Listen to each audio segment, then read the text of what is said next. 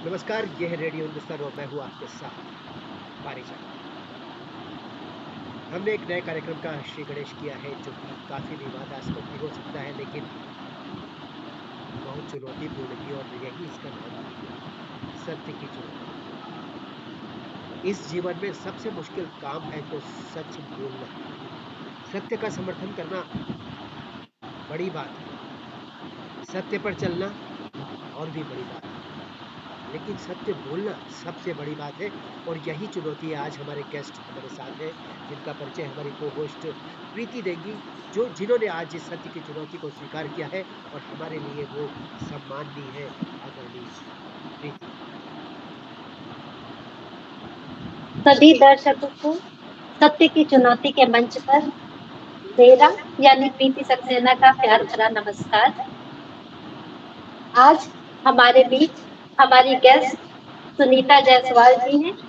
सुनीता जी, आपका बहुत बहुत स्वागत है हमारे सत्य की चुनौती मंच पर। धन्यवाद जी।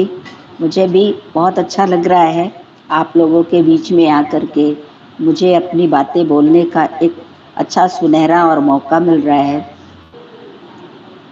सुनीता का जीवन जो है, जैसा कि हम उन्हें जानते हैं, जैसा कि हम उन्हें जान पाए हैं, उनका जीवन भी अपने आप में एक चुनौती रहा है। हमारे 50 प्रश्न हैं जो उनके जीवन के बारे में आपको सच्चाई की जानकारी देंगे, लेकिन उसके पहले हम दरख्वास्त करेंगे, हम रिक्वेस्ट करेंगे अपनी सम्माननीय अतिथि सुनीता जी से कि अपनी ज़िंदगी के बारे में एक वृत्त चित्र हम लोगों के सम्मुख प्रस्तुत करें। ज़िंदगी के बारे में आप छोटे रूप में या बड़े रूप में, पूरी स्वतंत्रता है, आप हमें बताएँ। उसके बाद 50 सवाल आपका इंतज़ार कर रहे हैं। सुनीता। Thank you sir. दरअसल मैं अपनी एक छोटी सी और शॉर्ट में अपने शुरुआत करूँगी जब मैं पैदा हुई थी। तो जब मैं पैदा हुई थी तो फिर मैं रेलवे हॉस्पिटल में मैं पैदा हुई थी। मेरे फादर रेलवे में थे, मेरी मदर हाउसवाइफ थी। तो कुछ ऐसा ग्रहण का कुछ ऐसा था जिसकी वजह से मैं थोड़ा-सा मेरा दोनों पैर बिल्कुल अपने अपोजिट था, उल्टा था। तो उस वजह से जब डॉक्टर ने देखा तो बोला कि इनका पैर काटना पड़ेगा और काटने के बाद इसमें लकड़ी का पैर लगाना पड़ेगा, लेकिन ये भी पैर 5 साल के बाद काटना होगा, जब ये बच्ची 5 साल की हो जाएगी तब। तो फिर सर हुआ यूँ कि मेरे फादर ने जब देखा तो कहा कि ये तो बच्ची अपाहिज है, इसको लेकर के क्या करेंगे हम लोग रख कर के, फिर ज़िंदगी भर इसको हम लोग ढोते रहेंगे। तो यूँ करते हैं कि इसका हम लोग इसका गला दबा देते हैं और ख़त्म हो जाएगी। तो फिर ये झंझट नहीं रहेगी कि इसको आगे कैसे लेके चलना है। तो मेरे फादर का कुछ ऐसा काम था जो अड़चन में रुका हुआ था। तो मेरे फादर को एक लोनिंग कराना था हमारी बड़ी दीदी की शादी करने के लिए। तो वो लोन उनका पास नहीं होता था। तो उनका लोन पास नहीं होता था, जब भी जाते थे तो वो मुँह लटका के वापस आ जाते थे, उनका काम नहीं होता था। तो जब वो हॉस्पिटल में इस फिराक से आए कि आज इसका गला दबा देंगे, तो फिर उन्होंने सोचा अभी नहीं दबाते हैं, अभी फ़िलहाल मैं जाता हूँ अपना काम करने, अगर वो काम हो जाता है तब तो ठीक है, नहीं तो उसके बाद आके इसका गला तो दबा ही देना इस बार। तो जैसे ही पिताजी हॉस्पिटल से निकल के जाने लगे थे, ठीक जैसे ही उन्होंने कदम आगे बढ़ाई, मैंने 2 बार छींक मार दी। तो जब 2 बार छींक मार दी तो उन्होंने और तेज़ नाराज़ होके कहा अब की आऊँगा लौट के तो इसको छोड़ूँगा नहीं, मार ही डालूँगा। फिर वो गए अपने ऑफ़िस में, ऑफ़िस के अधिकारी ने उन्हें बुलाया कि फला जी आप आए और आपका जो लोन है वो पास हो गया है और अपना आप लोन उठा लें। तो फिर उन्होंने वो लोन लिया, लोन लेकर के फिर रास्ते से उन्होंने मेरे लिए एक अच्छी सी फ्रॉक खरीदी, मिठाई खरीदा। फिर वो वापस हॉस्पिटल आए और मुझे तुरंत उठा करके गले लगा करके उन्होंने फिर मुझे कहा ये हमारी लक्ष्मी हैं। और उसी समय से फिर मेरे फादर ने मुझे उसी समय से अपना बेटे के रूप में स्वीकार किया और बोले जो होगा देखा जाएगा। फिर उसी समय से उन्होंने बहुत प्यार दिया मुझे। और फिर मेरी मदर ने मेरे पैर को मालिश कर के उन्होंने मेरे पैर को बिल्कुल सीधा कर दिया। जब मैं 5 साल की हो गई तो जिन डॉक्टर ने कहा था कि इनका पैर काटना पड़ेगा, तो मेरी माताजी रास्ते में मिली तो बोली कि डॉक्टर साहब ने बोला कि अरे फला जी, आपकी बेटी तो 5 साल की हो गई होगी, ले आइए इनका पैर काट के दूसरा पैर लकड़ी का लगा देते हैं। तो वो मेरी माँ ने बोला, क्यों लगाएंगे लकड़ी का पैर और क्यों काटेंगे आप पैर? देखिए मेरी बेटी वहाँ खेल रही है। तो उन्होंने जब देखा खेलते हुए तो इतना आश्चर्य करने लगे। तो मेरी माँ को उन्होंने हाथ जोड़ के बोला, आपका लाख लाख धन्यवाद, आप इनके लिए भगवान साबित हुई। इसलिए कि ऐसा बहुत आश्चर्य, मतलब बहुत कम ही होता है ऐसा, जो आपने अपनी बच्ची को खड़ा कर दिया। तो ये थी मेरी छोटी सिस्टर।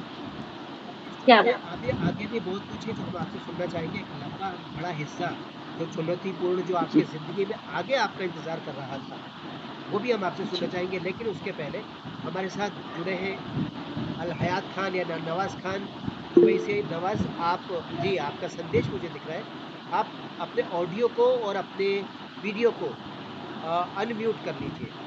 हाँ सर, तो मैं अपना होता ये हुआ कि मैं मेरी एक स्ट्रगल, सबसे स्ट्रगल कहानी शुरू होती है जी। 1994 से, जब मेरे फादर रिटायर हुए।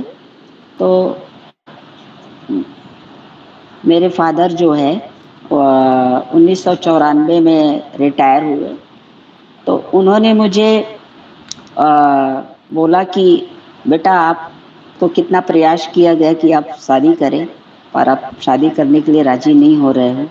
तो ठीक है, ये मेरी तरफ से आप 15,000 रुपये ले लो और अपने लिए आप जो कर सकते हो, इसी रुपए में आपको शुरू करना है।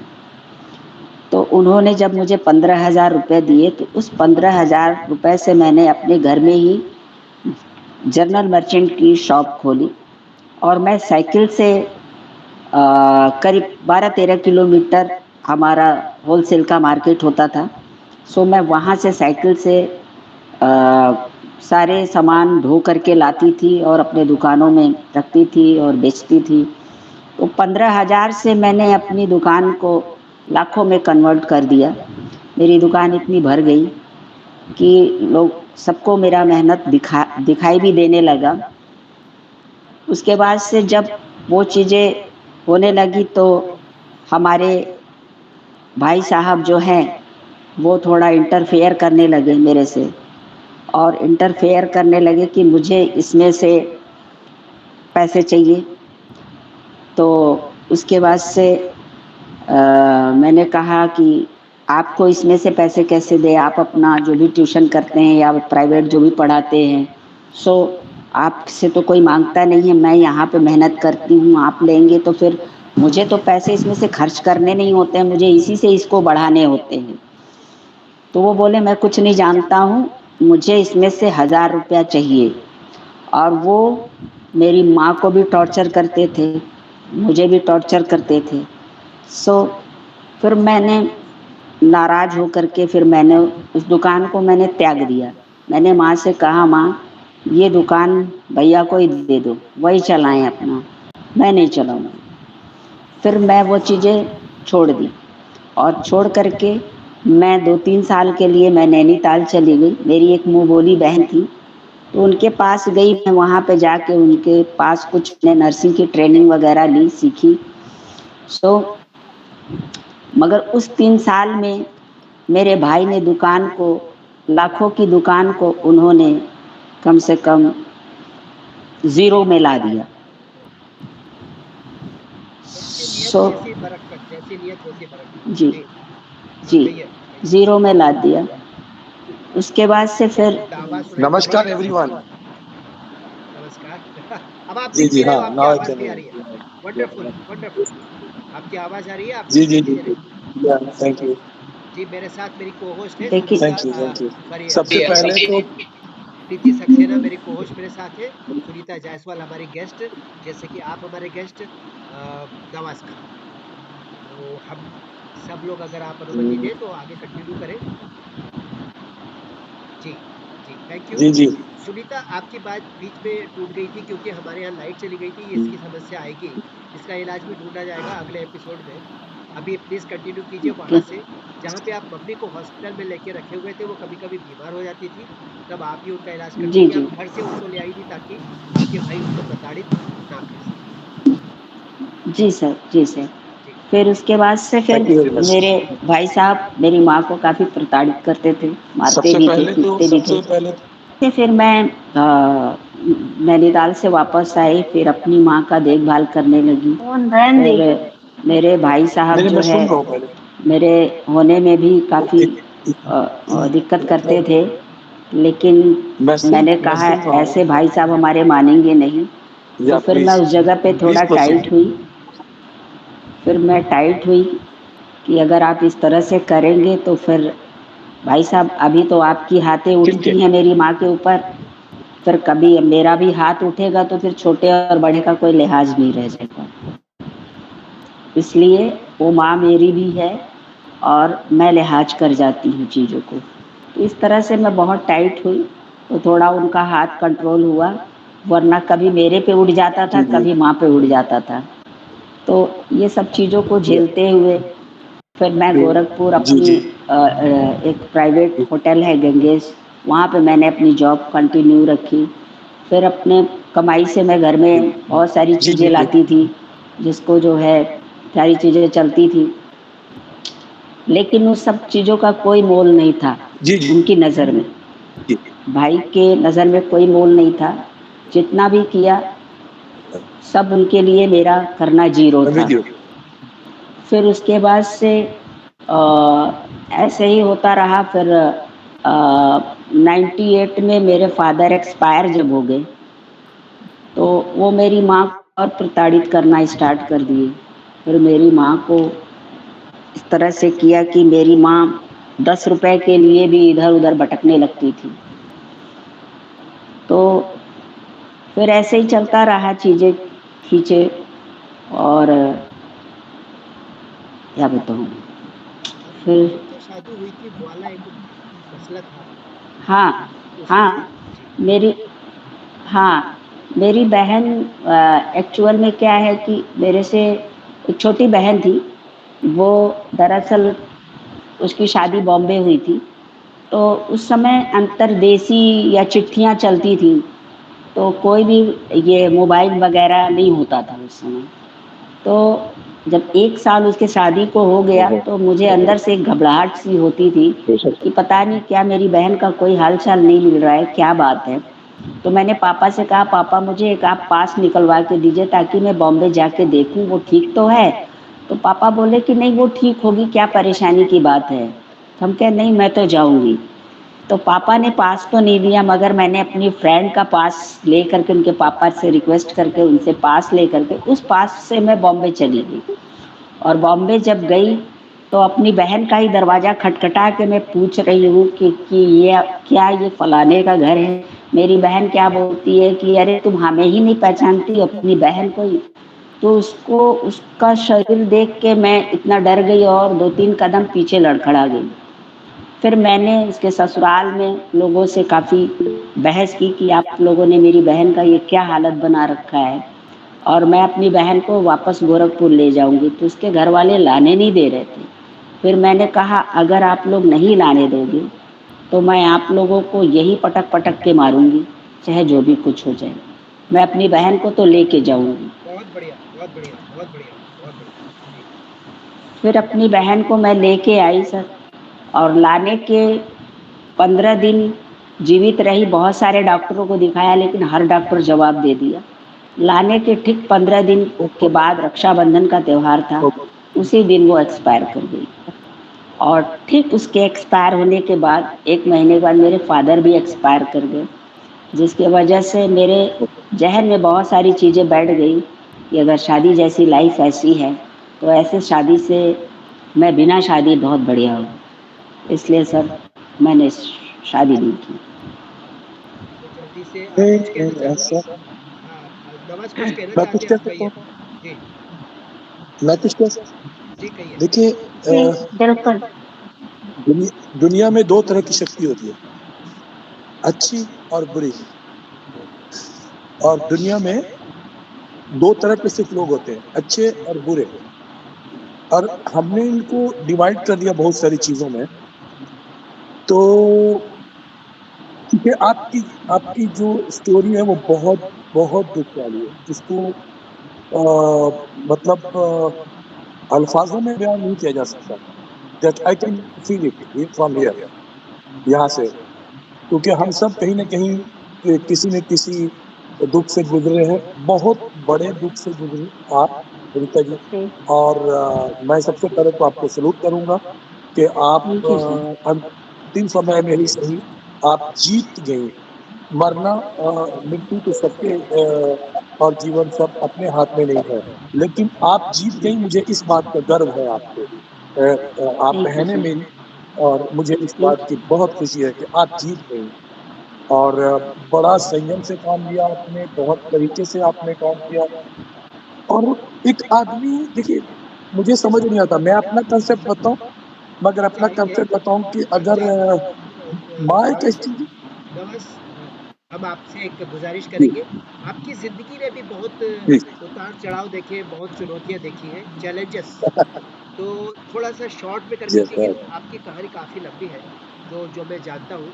तो हम जी। चाहेंगे आप थोड़ा-सा उसको संक्षेप में करके थोड़ा बताएँ, आपने भी क्या ज़िंदगी में दर्द के मंज़र देखे हैं, थोड़ा-सा हमारे साथ शेयर करें। जी, सॉरी भाई, मैंने कई बार आपको कहा है जी, कि आप मुझे पकड़ लें, और एपिसोड्स बनेंगे, जी, एपिसोड्स। आज की अगर मैं बात करूं, तो अब भी मैं ट्रैवल कर रहा था, and I drive more than 500 kilometre now since morning.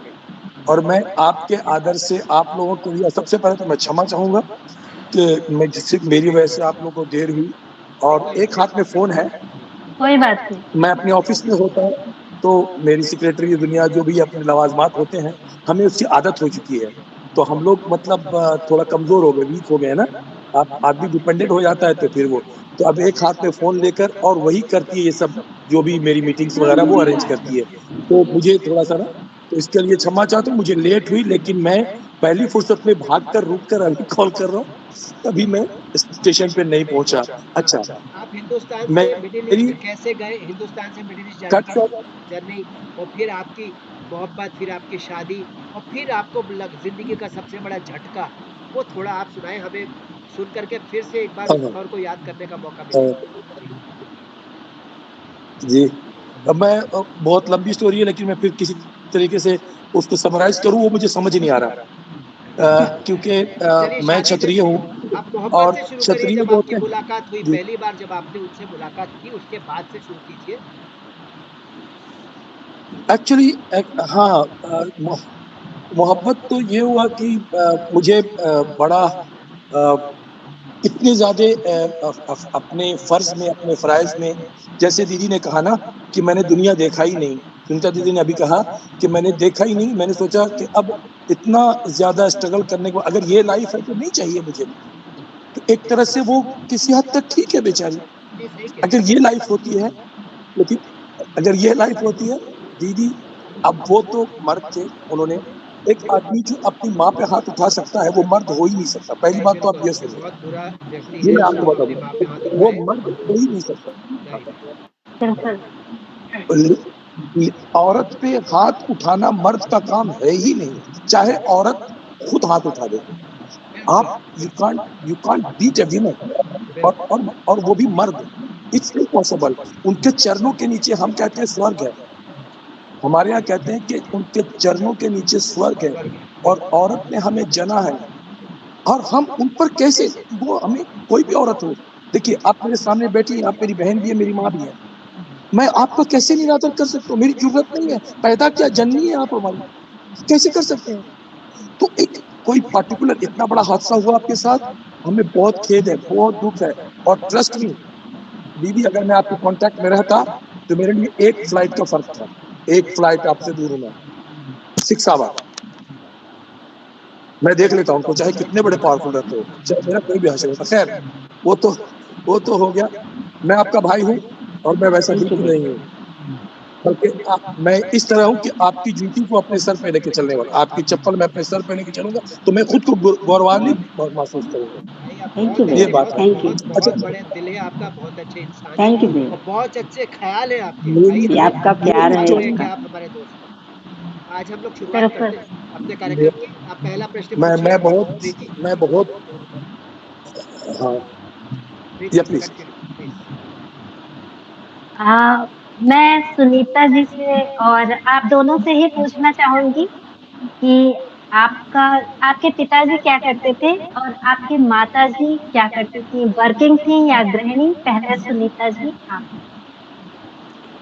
मेरे फादर तो रेलवे में थे और मेरी माता जी हाउस वाइफ थी और पिताजी हमारे रेलवे में ग्राइंडर पोस्ट पे थे। सो और बाकी भैया आप बताइए। हम लोग जमींदार परिवार से, जमींदार समझते हैं?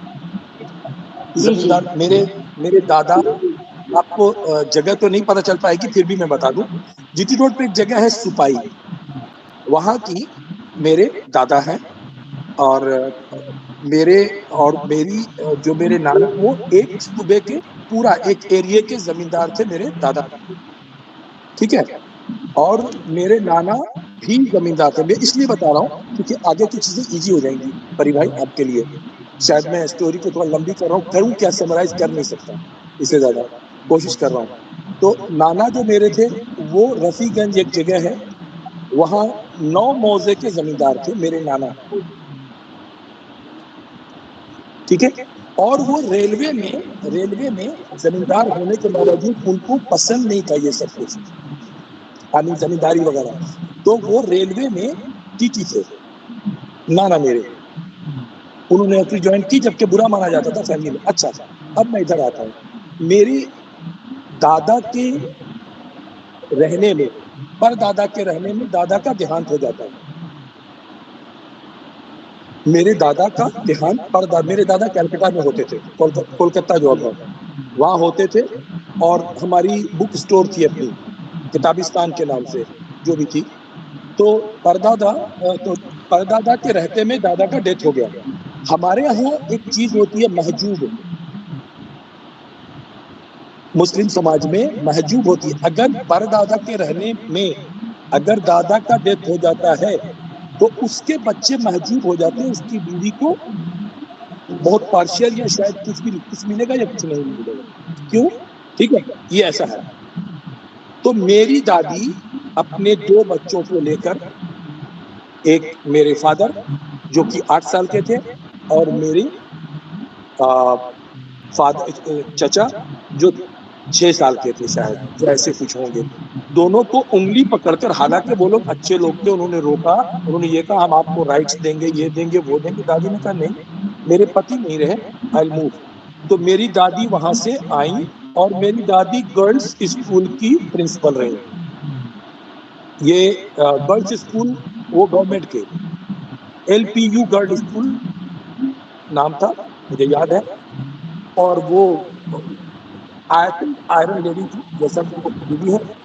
और मैंने उनके संरक्षण में अपने जीवन को मतलब मैं बचपन को अपने आगे लेकर बढ़ा। तो अब ऐसा इसलिए कह रहा हूँ क्योंकि हम लोग महजूब हो गए, यानी राजा से रंक हो गए 1 मिनट के अंदर, लाइक दिस, लाइक हम लोग। दादी मेरी आ गई और दादी ने कैसे चलाया घर को कि हमारा जो चूंकि प्रिंसिपल थी तो उनको मेरे ख्याल से 1500 रुपये मिलती थी सैलरी उस वक्त, उस समय 1500 रुपये। उनका नाम था शियोलिया खातून, मेरी दादी का जी। तो वो 1500 रुपये, क्योंकि हम लोग जो मतलब जी। तो अब यहाँ से चला मेरा मैटर। तो हम लोग मतलब फादर मेरे जैसे तैसे बेचारे करके फिर कोल फील्ड में हम लोग DO का काम।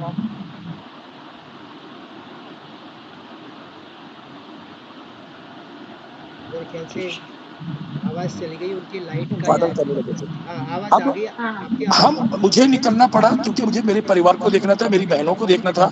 सो मुझे न चाहते हुए मैं या इसलिए मुझे छोड़ना पड़ा। मैं अपने देश से बाहर कभी नहीं जाना चाहता था। ये मैंने बात परिवार आपको कही है पहले भी कि मैं कभी भी, मैं आज भी अपने देश की खुशबू से प्यार करता हूँ। मैं अभी आता हूँ तो कभी वो छोटे-छोटे स्टॉल में जाकर खड़ा हो जाता हूँ, कोई चाय वाले के पास खड़ा हो जाता हूँ, मुझे अच्छा लगता है। मेरा देश है, मेरे कण-कण में बसा है, मेरी धरती माँ है, मैं उस पे फ़िदा हूँ। अब वहाँ से आने के बाद मुझे यहाँ पर स्ट्रगल्स जो करने पड़े, मैं कंपनी में जॉब जॉइन किया, यहाँ पे काफ़ी सारे कॉम्पिटिशन्स थे, सारी चीज़ थी। इसके बाद अब मैं शॉर्ट करूँगा क्योंकि हमारी भाई फिर नाराज़ हो जाएँगे। तो मुझे ना, तो यहाँ पे जब मैं था तो हाँ, तो एक साहब मेरी ऑफ़िस में आया करते थे, जब मैं थोड़ा स्टेबल हो चुका था। तो एक साहब मेरी ऑफ़िस में आया करते थे और he was a Saudi national and he was a professor, Sheikh Mohammed. उन्होंने मुझे कहा कि आप मेरे घर आओ, मैं एक विला बना रहा हूँ, तो उसमें कुछ प्रॉब्लम्स है, उसको आप ठीक करो। तो देखो क्या प्रॉब्लम है, देख के ठीक करो। मैं वहाँ गया और मैंने उसको ठीक करने की कोशिश की और काफ़ी हद तक ठीक भी हुआ। ठीक है, इस बीच जो मेरी जो अब मेरी मतलब बाद में वाइफ़ हुई, तो वो मतलब फिर हम लोग, मुझे वो दोपहर के खाने पे बुलाते, अक्सर मुझे ले आते थे। मेरा ये संस्कार नहीं है कि मैं जिस घर में जाऊँ सुनीता दीदी, मैं उस पे नज़र उठा के देखूँ, ये मेरे संस्कार में नहीं है। और मैं हिंदुस्तान में, बहुत अच्छा। भारत में जब रहता था, मेरे दोस्त मुझे हनुमान कहा करते थे। वो इसलिए जी, कि मैंने कभी आँख उठाकर देखा ही नहीं। बहुत अच्छा, और बहुत इस अच्छा। मुल्क में जहाँ पे बहुत अच्छा सज़ा दीदी, बहुत इतनी अच्छा। सख्त है, जी, जहाँ जी। पे सज़ा इतनी सख्त है, वहाँ पे दीदी समहाउ कुछ हो गया मुझे। आई मीन वो आई ट्रे लेकर, तो भी मैं सर नीचे किया हुआ था, तो बोले क्या आप सर नहीं उठा सकते हैं? उस शेख मोहम्मद की बेटी और ये कज़िन है दोनों। तो वो आकर उन्होंने मुझे कहा कि आपसे कोई बात करना चाहता है। तो वो कर्टन के पीछे थी। उन्होंने कहा आप मुझसे बात करें। तो मैं कहा कि मैं नहीं जानता आपको और मेरी संस्कार के खिलाफ है कि मैं जिसके घर में जाऊँ उधर मैं किसी को ऐसा सोचूँ, ऐसा देखूँ। बोली नहीं, कोई आपसे दोस्ती करना चाहता तो आपको क्या प्रॉब्लम है? मैं सीधा था। मैंने कहा ठीक है, ओके।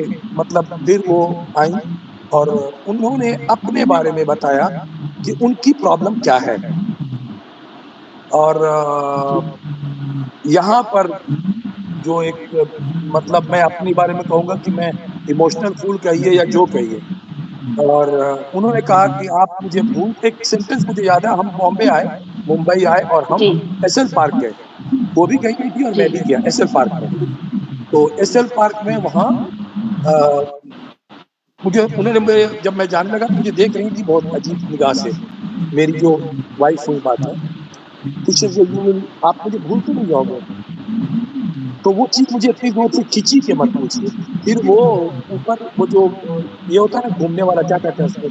चरखा जिसमें घूमते हैं, क्या कहते हैं उसको? उसमें थी वो। झूला बोलते हैं। तो वो हाँ, झूला, वो झूला, उसमें वो झूला चीख रही थी।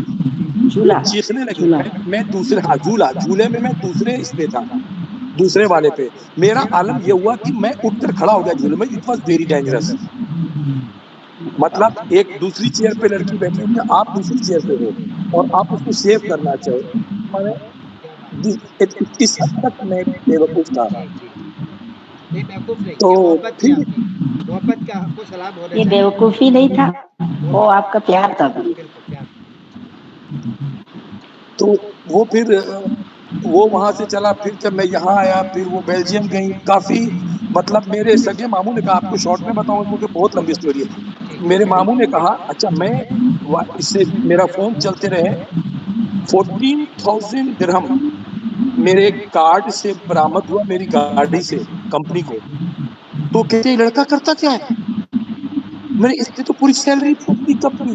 14,000 दिरहम मैंने उनको 1 महीने का, वो तो इतने कार्ड पकड़े गए, घर का फ़ोन भूल जाएँ, सारी चीज़ें भूल जाएँ, ऑफ़िस का फ़ोन भूल जाएँ।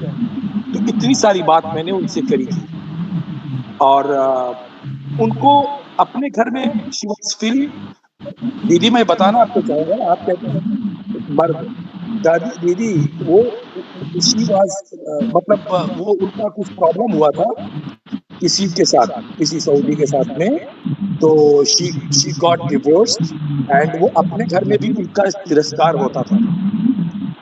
दैट्स व्हाई शी अप्रोच्ड मी। और मैंने एक भारतीय होने के नाते कोशिश की कि अपनी संस्कृति ने जो मुझे सिखाया है, मेरे बड़ों ने जो सिखाया है, हमारे गुरुजी आपका नाम आपको बताया है, शिव प्रसाद सिन्हा जी ने जो हमें सिखाया, हमारे लोगों ने जो सिखाया, हमने आज तक मैं उसको भूला नहीं, मैंने वैसे ही उसको किया। और मेरे पास पैसे आ गए बहुत ठीक-ठाक, मतलब मेरे हिसाब से पैसे काफ़ी। मेरा बिज़नेस मैंने किया, नौकरी साइड में रखी और साइड से बिज़नेस किया, मुझे ऊपर वाले ने दिया। तो ये सिलसिला बहुत चला, फिर हम लोग लंदन चले गए, लंदन में हमने घर लिया, सारी चीज़ की। यहाँ पे मैंने विला बनाया, सारी चीज़ें तब जो होता है वो सब कुछ किया। आपकी मेहनत रंग लाई, इसलिए आपने जो संघर्ष किया, आपकी मेहनत रंग, क्योंकि आप दिल के बहुत सच्चे इंसान थे और अच्छे, इसलिए ईश्वर ने भी आपका साथ दिया। जो सच्चा और अच्छा होता है उसके साथ भगवान भी होता है, थोड़ा लेट लगता है लेकिन भगवान जरूर उसके साथ होता है। जी इसलिए बिल्कुल, ऐसा आपने ही जो हुआ। किया बहुत अच्छा किया। आज भी दीदी मैं 15 घंटे काम करता हूँ। आज वो मेरे साथ नहीं है, बिकॉज़ उनको जो लेना था उन्होंने ले लिया। आप कह रही हैं ना दीदी, मेरा लंदन का घर गया, उनके नाम लिया था। आप यकीन करेंगी जी। कि मैं उनके बगैर एक बार लंदन गया, मुझे जाना था, तो मुझे मतलब ऐसा लग रहा है यहाँ पे कुछ फँस सा गया है। मेरे लिए बहुत मेरी बहुत अनबिलीवेबल थी, सिर्फ़ इसलिए कि मैं वाइफ़ के साथ नहीं गया था वहाँ। और कैसे लिया था दीदी, घर लिया वो सुनिए आप, वो भी सुनिए आप। इन लोगों ने कहा कि we have to go to London, हमें जाना है, एक्सप्रेस में जाना है, जो भी जाना है। तो मेरी जो सासू अम्मा है, उनकी कोई दोस्त थी, उनके यहाँ गए हम लोग लंदन में। तो मेरी वाइफ़ ने मैंने कहा कि मैं किसी और के यहाँ नहीं रह सकता, मुझे प्लीज़ मुझे कहीं से मैं कोई होटल या कुछ भी ले लूँगा, मैं नहीं रहूँगा यहाँ पे। तब मेरी स्थिति बहुत अच्छी नहीं थी, लेकिन थी, ठीक था मैं।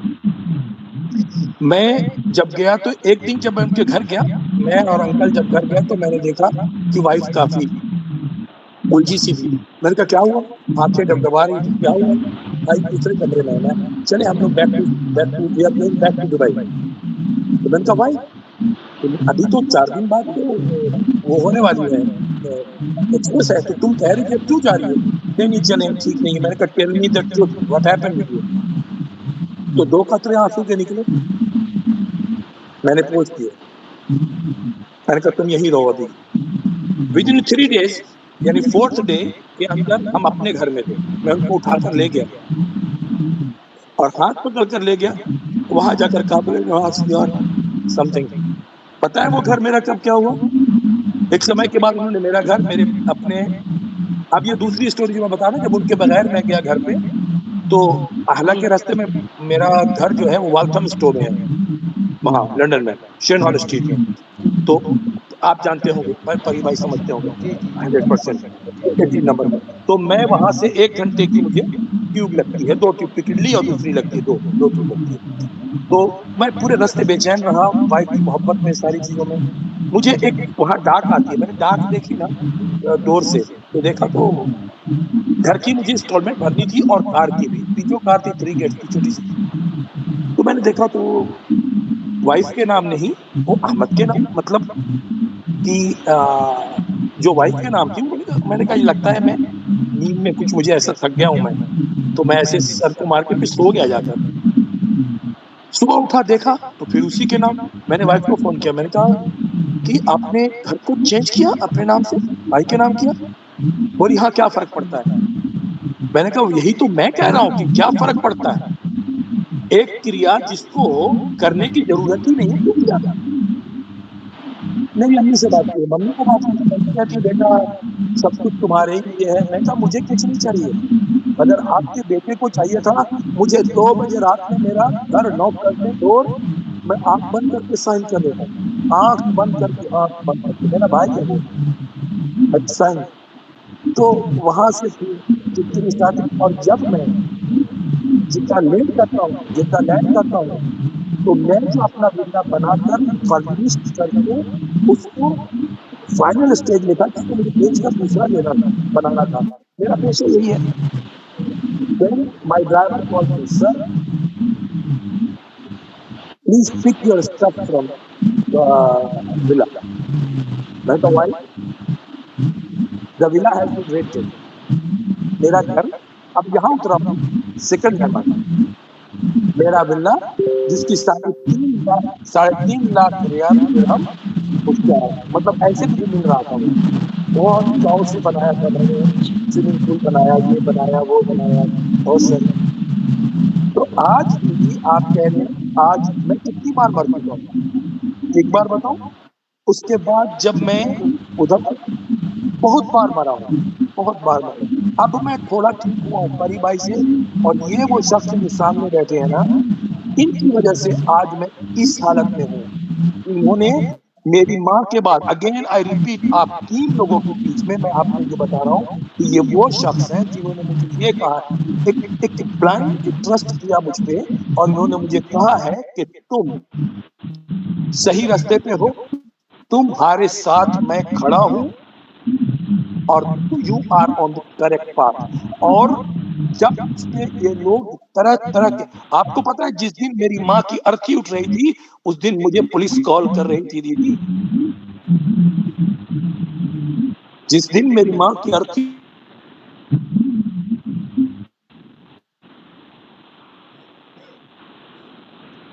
शायद नेटवर्क चला गया। बहुत इमोशनल स्टोरी है। ये इंसान हमारे जो दोस्त हैं बहुत निहायत इमोशनल इंसान है, और ये एक कमजोरी उठ कह रही थी लीजिए उस इसकी। दिन पुलिस मुझे कॉल कर रही थी, और बेवजह फॉल्स केस था, जीत गए हम जी। या अब आप समझिए, मैं उसी शहर में रहता हूँ जहाँ इतनी सारी यादें, और मैं इतना बेवकूफ हूँ कि आज भी नहीं भूल पाता। मैं अपने दोस्तों के साथ, अभी किसी के साथ होता है, दोस्त मेरे हैं बहुत कम, होता हूँ हंसते हंसते जा रहा हूँ, या ऐसा हो गया, तो लोग कहते हैं तो आप ऐसे जा रहे हैं, फिर ऐसे कैसे चेंज? तो वो मैं अपनी व्यथा सबको तो नहीं बता सकता, परी भाई को तो बताता हूँ, और इन बेचारे के लिए मुझे मतलब आईवाना, लेकिन स्टिल मेरी जंग जारी है, मगर नाउ आई एम बेटर। अब मैं ठीक हो रहा हूँ, अब मेरा इलाज हो रहा है। लेकिन जो कह रहा ना दीदी, ट्रस्ट मी कि जिस दिन मेरी माँ की अर्थी उठ रही और मुझे पुलिस वाले को बोला, मैंने कहा सुनो, कहता मंडे के दिन तुम आ जाओ। मैं कहा I will never come Monday और संडे, ओके? कहता do you know I talking to whom? I said I know I talking to whom. तो बोलता है कि ये कैसे होता है? तो बोलता है कि आपकी मेरी गाड़ी पे केस कर दिया, इसके नाम थी ना। तो मतलब स्टूपिड, ये मेरी बीवी है, समझा आपने? 9 कार थी, 9 अब उस एक कार मेरे पास, उस हाँ, वो वाली 9 एक कार है जी, 9 कार थी, एक कार है मेरे पास उसमें से। मुझे अच्छा, रोड अच्छा। पे छोड़ा, और उसके बाद जो मुझे गिद्ध की तरह से मुझे जब नोचा लोगों ने ना, जब इतना बड़ा सदमा, यानी आपकी वेल्थ पे भी अटैक, आप जिससे प्यार करते थे, जब आपको बताऊं एक बार का क्या हुआ। एक बार दीदी दांत में उनकी दर्द था, मेरी वाइफ के 13th फ्लोर पे हम रहते थे, दांत में दर्द था। दीदी मैं नीचे उतरा हूँ ना, गाड़ी की चाबी ऊपर रह गई, तो मैं पैदल 1:30 बजे रात में जा रहा था मेडिकल स्टोर। पैदल इतना मेरा नहीं हुआ कि मैं जाकर गाड़ी की चाबी लेके लिफ्ट से पैदल गया हूँ, पैदल आया हूँ, जैसे वैसे कपड़ा पहने हुए, उसके बाद स्लीपिंग ड्रेस में, फिर आके उनको स्प्रे मारा, उससे ज्यादा मैन हो रहा था। ट्रस्ट, जब तक वो सोई नहीं मैं उसको अपनी गोद में लेके बैठा रहा। लेकिन जब बात रिसे की आई, जब बात इसकी आई, आज परी भाई, now they are communicating me by several ways, क्योंकि उनको पता चल गया कि उनको मालूम था कि मैं बहुत सेंटिमेंटल हूँ, बहुत कमजोर दिल का आदमी हूँ। वो जानते थे कि ये मर जाएगा, ये जानते थे मर जाएगा। और दीदी उतना ही नहीं, जब मैं उस कम्युनिटी से वहां से निकलकर बाहर आया तो हर चीज मेरे लिए दिखता है। फिर जिन लोगों में मैं गया उन्होंने कीट की तरह से नोचा मुझे। मैंने सोचा यहाँ छिप जाऊंगा, यहाँ पे कोई इतना स्टेटस नहीं, ये कुछ नहीं, मैं रिकवर कर जाऊंगा। उन्होंने कीट की तरह से मुझे नोचा। अब मैं खड़ा हुआ हूँ दीदी, मैंने अपनी अपनी कंपनी के 7 बिगेस्ट और 7 सुपर ऑफिसर्स को टर्मिनेट किया है पिछले 10-15 दिनों के अंदर। अभी मैंने कहा कि मेरी कंपनी लॉस में जाती है, चाहे मेरी कंपनी बंद होती हो जाए, आज मैं एक मुनाफिक, एक डिविजन में बर्दाश्त नहीं करूंगा, मैं जंग हार जाऊंगा। ट्रस्ट मी, अब बेहतर है दीदी, नाउ गुड। ओके। मैं जल्दी थका से हुआ हूँ, मैंने ड्राइव किया। जी जल्दी से मैं अपनी को-होस्ट प्रीति से कहूँगा कि आप कुछ टिप्पणी करेंगे जो उन्होंने कहा, उसके बाद मैं सवाल करूँगा और मैं भी एक छोटी टिप्पणी करूँगा अपने दोस्त नवाज़ खान के ऊपर। ये करूँगा कि हमारे दोस्त नवाज़ खान मूल रूप से राजस्थान के हैं। ये राजपूत हुआ करते थे, कन्वर्ट हुए, फिर मुस्लिम हुए, लेकिन जी जी हिंदी से प्रति, हिंदुस्तान से प्रेम, हिंदी के प्रति प्रेम, हिंदुस्तानियत के प्रति प्रेम, हिंदुओं के प्रति भाईचारा इनके अंदर इतना ज़्यादा है कि दुनिया में मुझे लगता है सबसे बड़ी मिसाल है, सबसे बड़ी मिसाल। ऊपर से एक संजीदा इमोशनल इंसान जिसका नाम है नवाज़ खान, जो मेरा दोस्त है यहाँ पर। कहता है मैं भारत माता का लाल हूँ, वहाँ दुबई में बैठ के कहता है मुझे अपनी भारत माता की याद आती है। आप देखिए शब्दों को, इन शब्दों के भीतर छिपे हुए प्यारे प्यारे जज्बातों को आप महसूस कीजिए, आपको लगेगा कितना नफीस, कितना खूबसूरत, कितना प्यारा इंसान है ये। चलिए, और बहुत शुक्रिया, मेरे को बहुत मानते हैं, बहुत प्यार करते हैं मुझे, और मैं मेरे पास अल्फाज ही नहीं होते, निशब्द हो जाता हूँ मैं इनकी बात का जवाब देने हमारे जी हरी भाई, मैंने एक लाइन में कहना है, एक वन लाइन ठीक ठीक ठीक। कि अगर आज, मैंने इसके पहले भी कहा, मैंने अपने दोस्तों, आप मतलब मेरी ऑफिस में, मेरे स्टाफ में, मेरे जानने वालों में कोई ऐसा आदमी नहीं है जो श्री परिजात त्रिपाठी को नहीं जानते। नंबर 1। नंबर 2 ये कि आज के डेट में मेरे पिताजी नहीं है, पिताजी से मैं उतना क्लोज नहीं था, माता जी, बड़ी बहन भी मेरी डेथ हुई। तो आज के डेट में अगर मुझे किसी की गोद में सर रख के रोने का अवसर मिले और उससे मुझे सुकून मिले, तो that is mister Parijat Tripathi. He is the only man on this planet. इस मोहब्बत का ही इज द वन। कोई कीमत नहीं चुकाई जा सकती। मैं बहुत खुशकिस्मत हूँ, कोई इंसान इस दुनिया में अपने भाई को इतना प्यार कर सकता है, वो है मेरा दोस्त नवाज़। चलिए हम आगे बढ़ते हैं, क्योंकि हमारे दर्शक चाहते हैं कि हम अपने प्रोग्राम को कंटिन्यू करें। एक हमारे यहाँ पर भी है जो मुझसे कह रहे हैं। चलिए नवाज़, पहला सवाल मैं आपसे करूँगा, लेकिन उसके पहले चूँकि बहुत देर से इनकी आवाज़ नहीं सुनी सुनीता की। सुनीता, माता-पिता आपके जी किस तरह से, क्या संबंध था माता-पिता का? क्या आपस में बहुत प्रेम से रहते थे, या कभी-कभी विवाद होता था, या कभी झगड़ा भी होता था, कभी हाथ उठाने की नौबत आती थी? क्या है? बिल्कुल यही सवाल हमारा जाएगा आपके बाद हमारे दोस्त नवाज़ को। जी। कदापि नहीं, नहीं, मेरे कभी पापा और नहीं। मम्मी ने दोनों में काफी बहुत ही प्यार था। जी। मम्मी पापा दोनों एक दूसरे को बहुत मानते थे। ठीक। लेकिन जो भी चीजें शुरू हुई हैं, वो सब शुरुआत हमारे भाई साहब से हुई है। बाकी तो मेरे माँ बाप दोनों एक दूसरे का बहुत ख्याल रखते। ठीक। बाकी जहाँ चार बर्तन होते हैं वहाँ कभी कभी कुछ किसी बात है। वजह से हो ही जाती है। तो हाँ, बाकी ऐसी कोई चीज नहीं। हाँ, नवाज़ आप बताएं। जी मैं कह रहा था कि मैंने कभी 2 लोगों को मैं नाम लूंगा। मेरे फादर एंड मदर में तो मेरे फादर जो थे वो मम्मी को प्यार से इंदिरा गांधी कहते थे। क्या बात है, वाह! जी, अच्छा। मैंने कभी अपनी माताश्री के मुंह में कभी नाम नहीं सुना पिताजी, अरे वाह! बहुत कभी भी बढ़िया। ये भारतीय संस्कार कभी भी है, नहीं। बहुत अच्छा। मैंने भी नहीं बिल्कुल सुना, प्योर मैंने भी कभी पापा को संस्कृत सुना नहीं बुलाते हुए। बस ये सुना, ये सुनीता की अम्मा, ये उषा यस की अम्मा, बस ऐसे ही यस सुना। पहले ऐसे ही हाँ बोला वो जाता भी था। बेबी और एक बात मैं कहना चाहूँगा जो हमेशा हमको कहनी चाहिए हर प्रोग्राम के समय कि जो 50 सवाल हमारे हैं, ये सत्य की चुनौती और आप लोग सत्य की चुनौती स्वीकार करके यहाँ पे आए नवस खान और सुनीता जी। हम उनका अपने इस मंच पर सम्मान करते हैं मानव रत्न के रूप में जो सच का साथ निभाने, सच की चुनौती स्वीकार करने, चौराहे पे खड़े होकर के अपने बारे में, अपनी ज़िंदगी के बारे में सच बताएँगे। तो ये सैल्यूट है आप दोनों को, सलाम है आपको, प्रणाम है कि आप सत्य की इस आज के इस युग में सत्य की इस चुनौती को स्वीकार करते हैं। इसके पहले रियली कभी आपको जैसा कि परी भाई हाँ, आपको बताऊं, जी, मैं कारोबार से लेकर कारोबार की जो शशोपंच, जो उतार चढ़ाव, जो स्ट्रेस है, ट्रस्ट मी कि एक अच्छी ब्रीफ दी आपने मुझे एक आई मीन एक रीस्टार्ट अगर नहीं कहेंगे तो ये कहेंगे कि फिर से मुझे मतलब एक बहुत अच्छा लगा, मुझे ऐसा लग रहा मैं अपनी बहन से बात करूं। बहुत खुशी एंड है। ट्रस्ट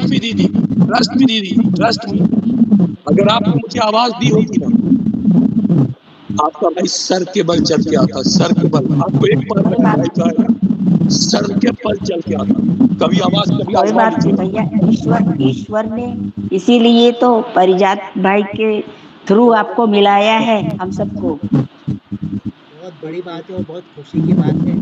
देखिए, हमेशा ईश्वर का सहयोग होता है कि अच्छे लोग मिलते हैं और जीवन भर के हमारे संबंध जी बनते हैं। तो अब अगला प्रश्न हमारी को-होस्ट करेंगी प्रीति, लेकिन उस प्रीति, आप कितने भाई-बहन थे? और आपके भाई-बहन के बीच झगड़े होते थे या प्रेम व्यवहार था? सामान्य से ज़्यादा झगड़े होते थे या सामान्य व्यवहार था सबके बीच? सुनीता? सुनीता जी आपसे। हम तो एक भाई और 6 बहन थे, जिसमें से एक बहन की तो मैंने बता ही दी स्टोरी कि वो नहीं रही। सो बाकी हम बहनों में कभी भी आपस में कोई वैसा विवाद झगड़ा नहीं हुआ, लेकिन हाँ भाई से ज़रूर हुआ, और भाई से इतना खतरनाक हुआ कि मैं कभी भी ये नहीं चाहूँगी कि मुझे अगर भगवान कभी अगर फिर मनुष्य का जन्म दे तो मैं कभी ऐसे भाई को नहीं चाहूँगी कि कभी मुझे ऐसा भाई दे। सॉरी। ये नवाज़ खान, अगला यही सवाल का नवाज़ जवाब। जी आप। कितने जी, भाई-बहन थे आप और कितने आपस में क्या प्रेम का रिश्ता था? मैं लड़ाई झगड़े एक होते? भाई, मैं अकेला हूँ और मेरी 2 बहनें। एक बड़ी बहन का स्वर्गवास हुआ और जो दूसरी बहन है वो छोटी है। मुझ में और बड़ी बहन में कभी कोई झगड़ा नहीं हुआ। छोटी वाली जो बहन है वो शिकायत करके पिटवाती थी हम लोगों को, दादी से और मम्मी से। अच्छा। ये था बस। हाँ, ये था बस। ये था। तो चलिए आगे बढ़ते हैं। हाँ, तो अगला सवाल लेकर के हम ये पूछना चाहेंगे, कभी महसूस किया, पहले आप बताएँ सुनीता, कि माता-पिता आपके साथ कोई भेदभाव करते थे? आप 6 बहनें थी, 1 भाई था, तो क्या भाई को ज़्यादा प्यार मिलता था, आपको कम मिलता था? या फिर बहनों में भी आपको कम प्यार मिलता था? कुछ आपने इस तरह की नेगेटिविटी देखी उनके व्यवहार में आपके प्रति? नहीं, ऐसा कुछ नहीं था सर। हम बहनों में तो कभी कोई ऐसा नहीं था कि उनको ज़्यादा प्यार करते, उनको कम प्यार करते। हाँ, मगर ये था कि भाई क्योंकि इकलौते थे और एक ही थे, तो हम सबका हिस्सा भी वही ले जाते थे। हाँ, तो ये सवाल इसलिए है, हम ये भी देखना चाहते हैं कि हमारे समाज में एक ये छोटी दुर्बलता है, अवगुण है कि बेटी को कम प्यार, बेटे को अधिक। लेकिन अब समाज बदल रहा है, इसलिए इस तरह के सवाल नेगेटिव हम करते हैं, ताकि पता चले कि अब सोच में धीरे-धीरे जो नया युग है, बदलाव आ रहा है, हम लोग अच्छे दौर की तरफ बढ़ रहे हैं। अब ये सवाल हमारे दोस्त नवाज़ खान की तरफ जाता है कि नवाज़, आपको कभी ऐसा लगा, चूँकि आप इकलौते थे और आपकी एक बहन थी, 2 बहन आपने बताया मुझे, तो बहनों को ज़्यादा प्यार मिलता था, नवाज़ को कम मिलता था। ऐसा था, छोटे थे इसलिए कई बार छोटे बच्चों को पहले प्यार मिलता ज़्यादा और बड़े लोगों को थोड़ा कम, बड़े भाइयों को, बड़ी बहनों को, ऐसा कुछ? नहीं, बड़ी बहन एकदम सीता जी जैसी थी। अरे वाह! अगर मैं एक वन लाइन में एक्सप्लेन करूँ अरे इतना वो सुंदर उदाहरण, एक मिनट, इतना सुंदर उदाहरण दिया ना तुमने कि मजा आ गया भाई, मजा आ गया, शी वाज तो शायद इतनी अच्छी थी इसीलिए ऊपर वाले ने भी उनको बुला लिया।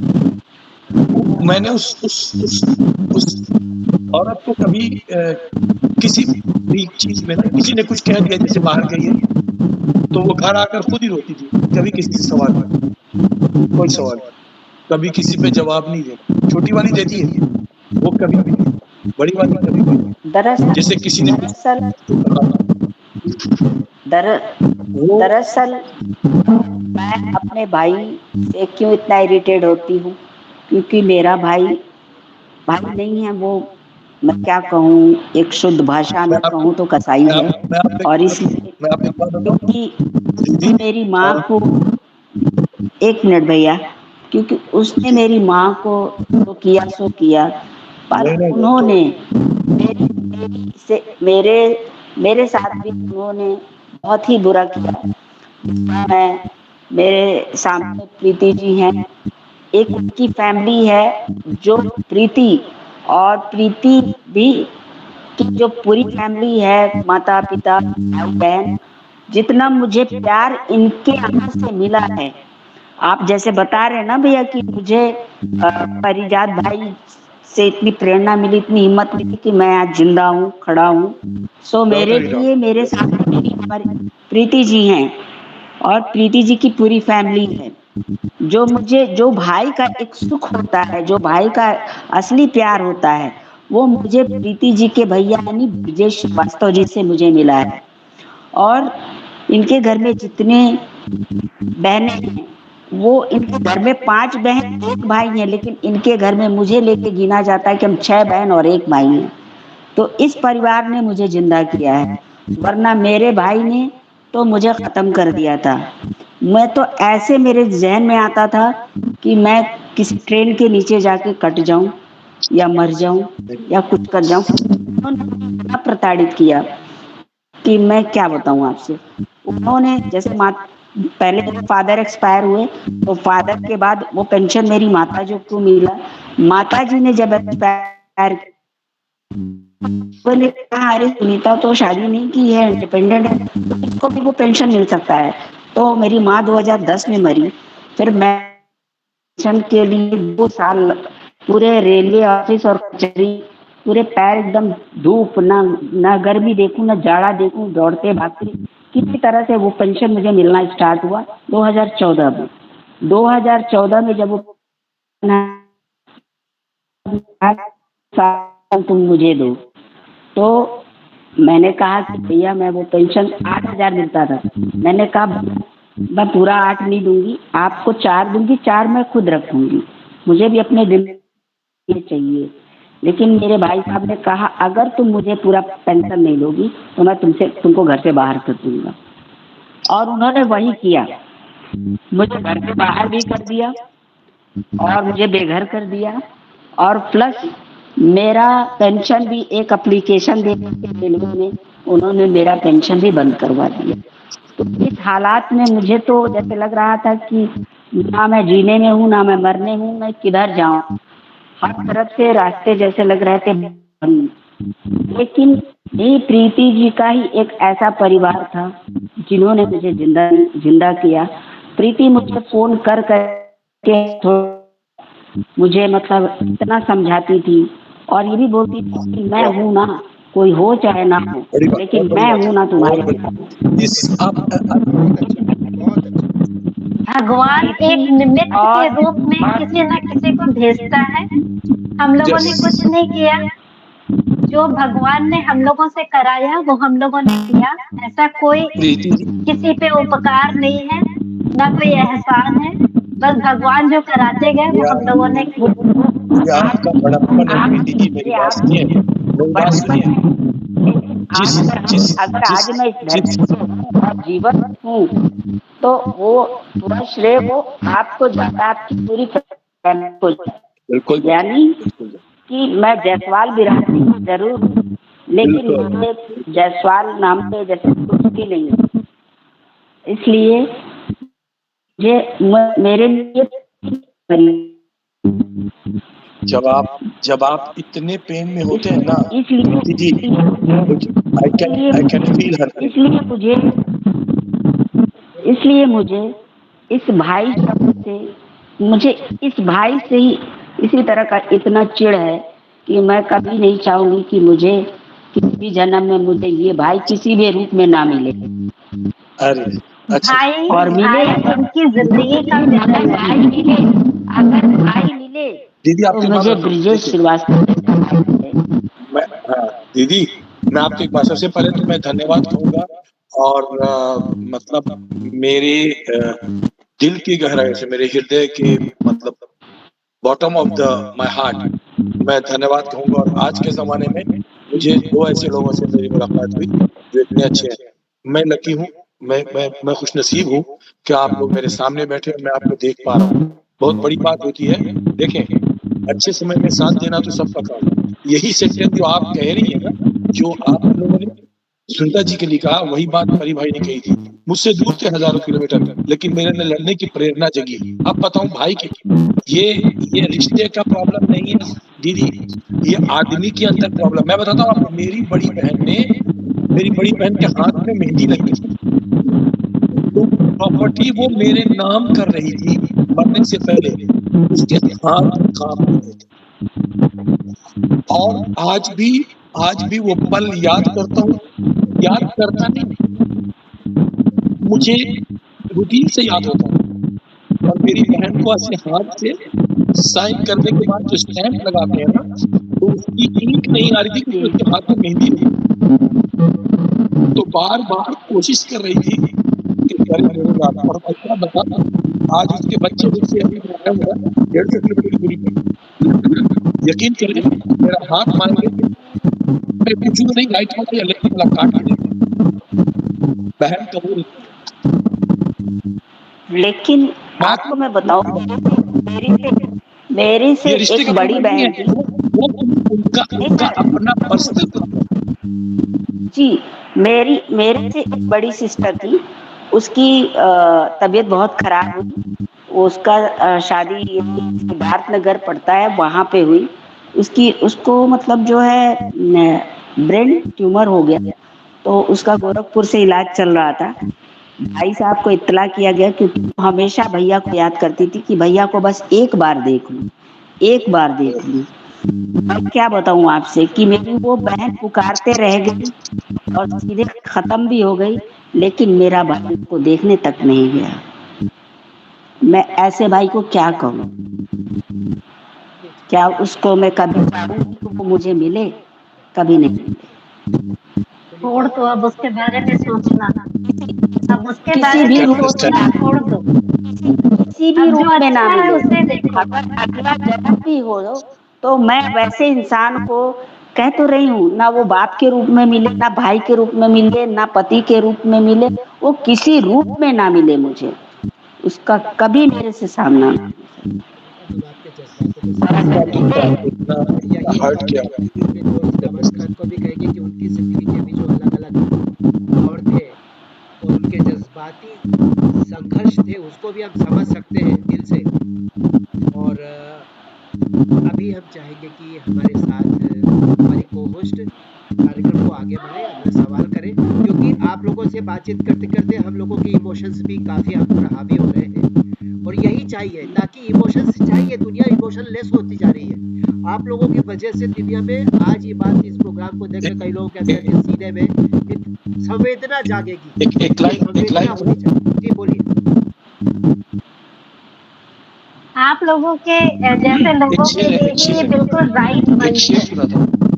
चमन उजड़ा, एक लाइन शेयर करता हूँ, एक जी, छोटा सा शेर है। जी। चमन उजड़ा, चमन कहते हैं बगीचा। फूल को, बाग जी, को। चमन उजड़ा नशेमन पर, नशेमन कहते हैं घोंसले, घोंसला, नेस्ट। बेस्ट। चमन उजड़ा नशेमन पर हजारों बिजलियां चमकी। चमन उजड़ा नशेमन पर हजारों बिजलियां चमकी। कहाँ तक मुख्तसर करके सुनाऊं दास्तान, हाँ, तब मुख्तसर करके सुनाओ दास्तान। वाह! क्या बात! क्या बात है, बहुत बात है बढ़िया, सर। बिल्कुल। बहुत अच्छी बात। चलिए अगला सवाल ले लेते हैं। प्रीति प्लीज़ कंटिन्यू। बचपन में आप के जो मित्र थे, वो किस तरीके के थे? अच्छे या बुरे? और बुरे अगर थे, तो उनकी कोई आदत जो अब तक आप में आई हो या चल रही हो साथ? सुनीता जी, पहले आपसे। बचपन के हमारे मित्र जो भी थे सब लड़के ही थे। लड़कियों से पाला नहीं पड़ा था। सारे लड़के ही मेरे दोस्त थे क्योंकि मेरी हर हॉबी लड़कों वाली ही थी।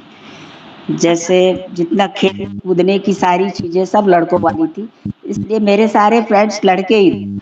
तो जितने थे सब मेरे लिए बहुत अच्छे थे, बहुत मजेदार थे। और वो बचपन का घड़ी अगर याद करती हूँ तो सोचती हूँ कि काश वही दिन लौट के आ जाए, मगर वो आ नहीं सकता।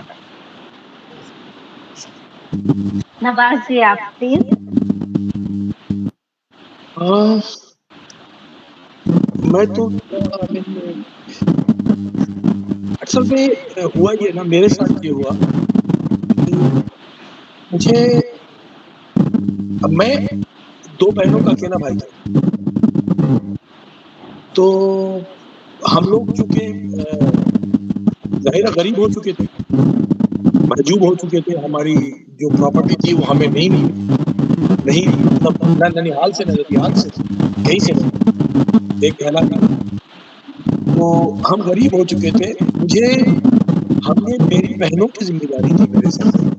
जब मैं बड़ी बहन की भी, छोटी बहन की भी, तो मुझे मेरे दोस्त एक राजेंद्र कुमार सिंह थे, अब नहीं है दुनिया में, मेरा दोस्त था वो।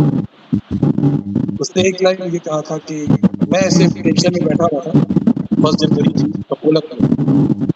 उसने मुझे कहा था कि मेरे जीते जी तुम सर पे हाथ नहीं रखोगे, और यकीन जान लीजिए जब तक वो जिंदा रहा मुझे सर पे हाथ मैंने रखा नहीं।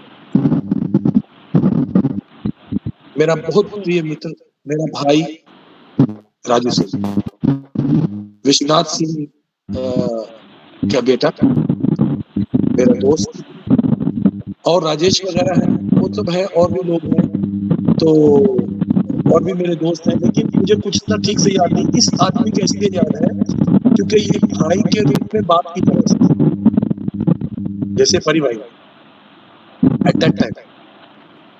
तो मतलब मेरी पॉकेट में पैसे डाल देना, मेरी बाइक पे पेट्रोल भरवा देना, इस तरह के काम करता था वो। और मम्मी से अपनी मेरी शिकायत करना कि देखो इसकी गाड़ी का शॉकर जरूरत होता है, मम्मी कितना बुरा लड़का है, इसको इतना तो प्यार करती है, क्योंकि मम्मी सुनैना देवी थी, बहुत प्यार करती थी, समझ गई। उनको इसी कहा बात कि से मम्मी देखो ये कहता है जी, तुम्हारा लाडला कैसे करता है, देखो जब मैं आता था। असल में उसका मकसद होता था मेरी गाड़ी को बनवा देना, जी। मेरा पेट्रोल फुल कर देना, मेरी पॉकेट में पैसा डालता था, फिर वो बहुत पसंद आता था। उस जैसा समय आप फोन ऐसे था आपके नहीं। आपके दोस्त ने जैसा कहा कि ये बड़ा बुरा लड़का है, प्यार से मजाक में आपकी मम्मी से कहा, वैसे इसी बात को पकड़ मम्मी को करके बोलता सवाल को आगे बढ़ाएंगे कि आप स्वयं बचपन में किस तरह के बच्चे थे? बिगड़े हुए बच्चे, अच्छे बच्चे, या ऐसे बच्चे जो कि घर में तो अच्छी पहचान, बाहर लोग कहते थे कि बहुत बिगड़ा हुआ है। मैं सुनीता आपसे पूछूंगा कि आपकी क्या पहचान थी, अच्छी बच्ची के रूप में या शैतान या बिगड़ी हुई बच्ची के रूप में? बच्चे तो थोड़ा शैतानी करते ही हैं बचपन में। सो शैतानियाँ तो मैं करती थी, लेकिन ऐसी भी शैतानी नहीं करती थी तो किसी को ज़्यादा मैं हैरान और परेशान करूँ। बचपना तो होता ही है, और पहले के हम लोग के समय का बचपना ही कुछ अलग हुआ करता था। और आजकल के बचपन के बच्चों को टाइम ही नहीं है खेलने के लिए। हम लोगों के पास तो बहुत सब समय होते हैं, इसलिए मेरा जल्दी किसी से झगड़ा लड़ाई नहीं होता था। पर ये है कि हाँ, हमारी बहनों के साथ बड़ी अच्छी यादें हैं, जो हम सब साथ में बैठ के खाना खाते थे। तो हमारे घर अगर मटन वगैरह जब बनता था तो बहनें ऐसे लाइन से बैठ के खाते थे। और उस समय जब होता था कि हर किसी के प्लेट में बहुत ज्यादा पीसें नहीं पड़ पाती थी, थोड़ा ही आता था, चलो एक एक पीस डाल। तो बहनें जब बैठती थी तो मेरी बगल वाली बहन क्या करती थी, अपने अपना वाला खा के जो हड्डी होता था वो मेरे कटोरी में गिरा देती थी और मेरा वाला उठा के अपने खा लेती थी। तो उसके लिए फिर मैं मुझे उसके पीठ पे मैं खूब पीटती थी कि तूने मेरा क्यों खाया? ऐसे तो इस तरह की हरकत होती थी। बहुत अच्छी, बहुत प्यारी यादें हैं बचपन की। नमस्कार, आप बताएं कैसे बच्चे थे आप? बिगड़े हुए, शैतान या अच्छे बच्चे? क्या पहचान थी आपकी? हमारा बचपन तो आप समझिए कि गुर्बत की नज़र हो गया और ज़िम्मेदारियों की नज़र हो गया, एक। दूसरा ये कि मैं बचपन से म्यूज़िक में बड़ा इंटरेस्ट था मुझे और मेरे दोस्त भी थे ना जो एक बहुत कम थे, बहुत कम क्योंकि गरीब था, गरीब लोगों को तो वैसे भी दोस्त कम होते हैं। लेकिन जो थे वो बहुत अच्छे थे, बुरे नहीं थे, अच्छे थे और मैं सिर्फ़ एक काम मुझे याद जहाँ तक आ रहा है, मैं छोटी बहन का ना दूध घोलकर अमूल होता था, अमूल दूध हाँ। पाउडर, वो हम लोग काट कर खाते थे और फिर पिटाई पड़ती थी हमको। हाँ, ये मैं तो उसका मेरे डब्बा साथ भी होता था। डब्बे वाला आता था तो मैं थोड़ा-सा कागज़ में निकाल के और अपने चौकी के नीचे घुस जाती थी और जब पूरा खा लेते थे तब निकल के बाहर आते थे। तो मेरी माँ कहती थी इतना दूध कैसे खत्म हो जाता है? तो वो मेरा ऐसा सेम करता था मैं चोरी करके सेम चौकी के अच्छा मैं बड़ा नीचे छिप कर मैं डब्बा खोलने में मतलब हाँ, उधर दादी है या माँ है, उस बीच में मैं डब्बा चारों तरफ से तुरंत खोलता था, ऐसे आवाज़ नहीं हाँ। आती। उसके बाद दोनों मैं और बड़ी बहन दोनों हम लोग खाते थे। हम लोग बड़े अच्छे दोस्त थे, बड़े अच्छे दोस्त थे। चलिए खा के जी, जी। अगला प्रश्न ले लेते हैं। Please Preeti continue. क्या आपकी शिकायत कभी आपके घर तक आई, जो आपके माता-पिता को पता चली, आपने उन्हें नहीं बताया और शिकायत आपके घर आई और आप लोग को डाँट पड़ी? सुनीता? नहीं ऐसा मैंने कभी कोई गलती करी नहीं, जिसकी वजह से मेरे माँ-बाप को कभी किसी से शिकायत करने का मौका मिला हो, कभी नहीं किया। क्योंकि कुछ मेरे ख़्याल से 15 से 16 साल की उम्र तक तो मुझे ऐसा मैच्योर बना दिया, वो 15-16 साल की उम्र में जैसे लगता था कि मैं 30 साल की हो गई। ओके। नवाज़ जी आप प्लीज़ बताएँ? नहीं मैं आप पूछे क्या कह रही हैं आप? प्लीज़ समझ गया। क्या आपकी शिकायत कभी आपके घर आई, जैसे आपने कुछ किया हो और आपने मम्मी-पापा को नहीं बताया हो और शिकायत लेके कोई घर आया हो एक और आपको डाँट एक पड़ी बार हो? मुझे याद है, 2 बार का याद है, एक बार बताऊँगा। एक दफ़ा जब राजीव गांधी जी का प्लेन क्रैश हुआ था, उस दिन हम लोगों को छुट्टी हुई थी और हम लोग जॉब पे थे। बच्चे थे, लौट कर आ रहे थे, तो मैं नीचे से गुज़र रहा था तो एक बूढ़ी औरत थी, जिनको जामुन चाहिए था, जामुन का पेड़ था वहाँ। तो एक लड़का ऊपर चढ़ा 1 या 2 लड़के ऊपर चढ़े हुए थे, लेकिन वो दे नहीं रहे थे। मैंने कहा कि जामुन दो इनको, वो बूढ़ी औरत को। तो उन्होंने कहा कि नहीं देते, आपको चाहिए तो आपको दे देंगे, इनको नहीं देंगे। मैंने कहा व्हाई? तो बोले नहीं इनको नहीं देंगे। अब पता नहीं कि उनको क्या प्रॉब्लम थी उससे। मैं ऊपर चढ़ गया और उस लड़के को मैंने पीटना जामुन की लकड़ी कमज़ोर होती है, उसको मैंने पीटना स्टार्ट किया तो हम दोनों नीचे नीचे गिरे, हमें बहुत जोर से चोट लगी। मेरे फादर अपनी कार से जा रहे थे घर से। ओके। तो अच्छा पहले गिर गए, गिरने के बाद अब मुझे भागना था क्योंकि मुझे पता था कि मेरे घर में पिटाई बहुत होगी मेरी। क्योंकि मेरे लिए कहना ये था कि आप तो गए थे, वो कोई नहीं पूछे कि गलती किसकी है? तुम गए क्यों? तुम उससे बात तुमने क्यों बात की? तुम्हें मार दिया था तो मार देना था, चुप रहना था, अगर ये मेरी बीवी कहती है।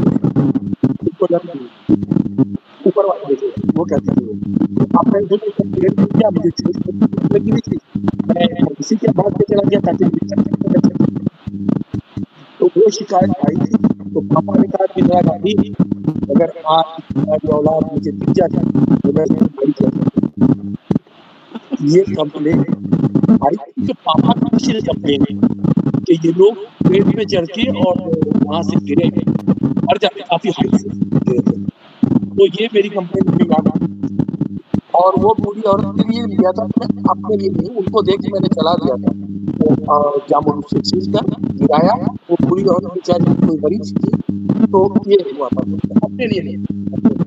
आगे सवाल की ओर बढ़ते हैं हम लोग, क्योंकि 50 सवालों का सफर पूरा करना है, तो वक्त का भी थोड़ा सा ध्यान रखना है। तो आप लोगों से भी यही एक छोटी सी रिक्वेस्ट है कि दिल खोल के बोले, जितना चाहे उतना बोले, बिल्कुल कोई पाबंदी नहीं है, क्योंकि आपकी आवाज़ सुनने के लिए ही तो हमने आज आपको बुलाया है। पर कोशिश करेंगे कि हम सिर्फ वही बात बोलें जो ज़रूरी है, चाहे वो छोटी हो चाहे लंबी है, आपकी पूरी आज़ादी, आप बोल सकते हैं। सुनीता, ये बताइए, जैसे कि हमने आपसे पहले कहा कि सवाल थोड़ा सा आपको परेशान कर सकते हैं, लेकिन उन सवालों को दिल पे मत लीजिए, उनका जवाब जानना ज़रूरी है, क्योंकि ये सच्चाई की चुनौती है। आपके घर में कभी गाली बकी जाती थी? कोई भी कभी गाली देता जी, था? जैसे कई बार पापा नाराज हो जाते हैं तो गुस्से में आप शब्द मुंह से निकल जाते हैं, ऐसा कुछ कभी परिवार में? ऐसे में तो गाली में मेरी पिताजी थोड़ा सा तेज थी। वो अगर कोई चीज होता था तो वो मार तो पाती नहीं थी किसी को, बस अपने शब्दों में थोड़ा वो उटपटा बोल देती थी। वो मेरे माताजी को ही आता था, अन्यथा और कोई नहीं देता था ऐसी चीजें। ठीक है, आप बताइए नवाज।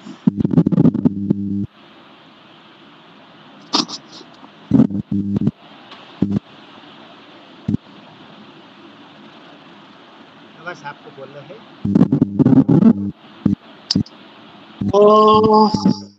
नहीं, घर में तो नहीं, घर में इतना बहुत टाइट था, लेकिन अब मैं गालियां बकता हूँ अपने स्टाफ को sometimes।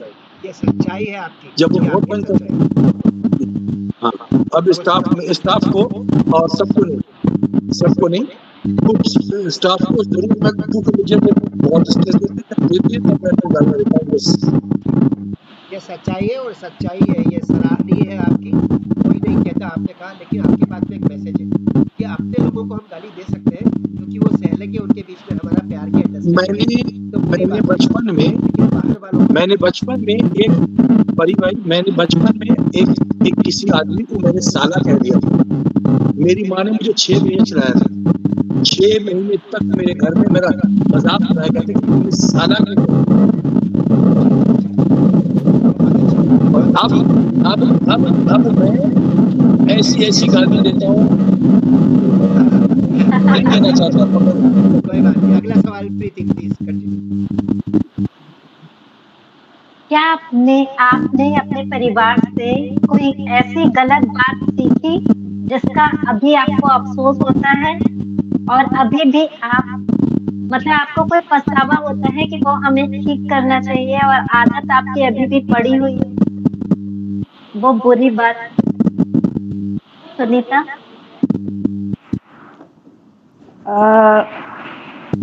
प्रीति से मुझे बहुत डांट पड़ती थी कुछ चीजों के लिए, और किसी से तो नहीं डांट पड़ती। जब मैं कुछ ज़्यादा सोचने लगती हूँ, डिप्रेशन कुछ हो जाता है, लेती हूँ, तो उसके लिए ये मुझे डांटती भी है, फिर डांटने के बाद फिर प्यार से उसको समझाती भी है। तो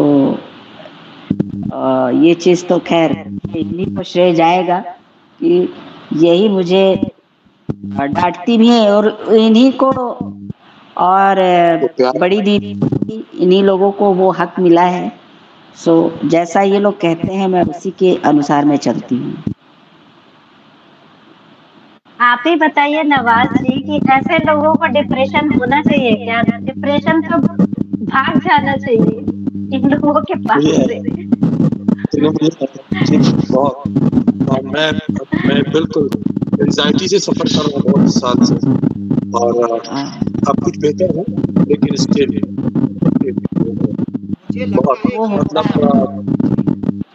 मुझे लगता है कि जो लोग संवेदनशील होते हैं, जो इमोशनल होते हैं, तो उनके लिए दुनिया थोड़ी सी ज्यादा कड़ी हो जाती है, तो वो जी चीजें जी दिल बिल्कुल में सही, इतनी छू जाती है कि छोटी छोटी बातें छुरियों की तरह दिल में लग जाती है, तो हम फिर बिल्कुल सही। तनाव में, दबाव में और डिप्रेशन में आ जाते हैं। लेकिन मेरे को मानना है कि हमको अपनी जनता की शक्ति को इतनी मजबूत कर लेना चाहिए कि दुनिया की छोटी-छोटी बुराइयाँ या बड़ी-बड़ी बुराइयाँ हमको छू ना सके, हार के छू ना अ, सके। मैं परिजात भाई, अब मैं आपको बताऊँ, जी, मैं पहले इतना मस्त रहती थी, यही हमारी सिस्टर हैं, सोप्रीति जी, और मैं इतना बढ़िया रहती थी, इतना मस्त मौला रहती थी कि हमारे पास एक स्कूटर होती थी बजाज की, वो मैं ही चलाती थी अपने घर में। तो इतना बढ़िया रहते थे कि लेके कहीं भी चलो चलो चल के मूवी देख के आते हैं, चलो यहाँ घूम के आते हैं, चलो कुछ शॉपिंग करके आते हैं। तो जितना ही मैं मस्त मौला थी, उतना ही मेरे घर वालों ने मुझे एंग्जाइटियों का शिकार बना दिया। वो हालात बना देते हैं, आदमी कोई बनना नहीं चाहता है उसका शिकार, लेकिन हालात बना देते हैं। बिल्कुल देखिए सही। सवाल आपका अगला कंटिन्यू किया था आपने प्रीति, तो आपको जवाब मिल गया ये शायद। आपका मेरा कुछ मुझे पूछना है सवाल। जी, जी। मुझे सवाल ये पूछना है कि कुछ ऐसा आपने बचपन में याद कीजिए, बचपन का लंबा चौड़ा दौर, कुछ ऐसा गलत किया आपने जो सबसे छिपा के रखा, आज इस मौके पर जब आप चौराहे पर खड़ी हैं, हम लोग आपके सामने कैमरा लेकर माइक लेके खड़े हैं, तो आप दुनिया को बताना चाहती हैं?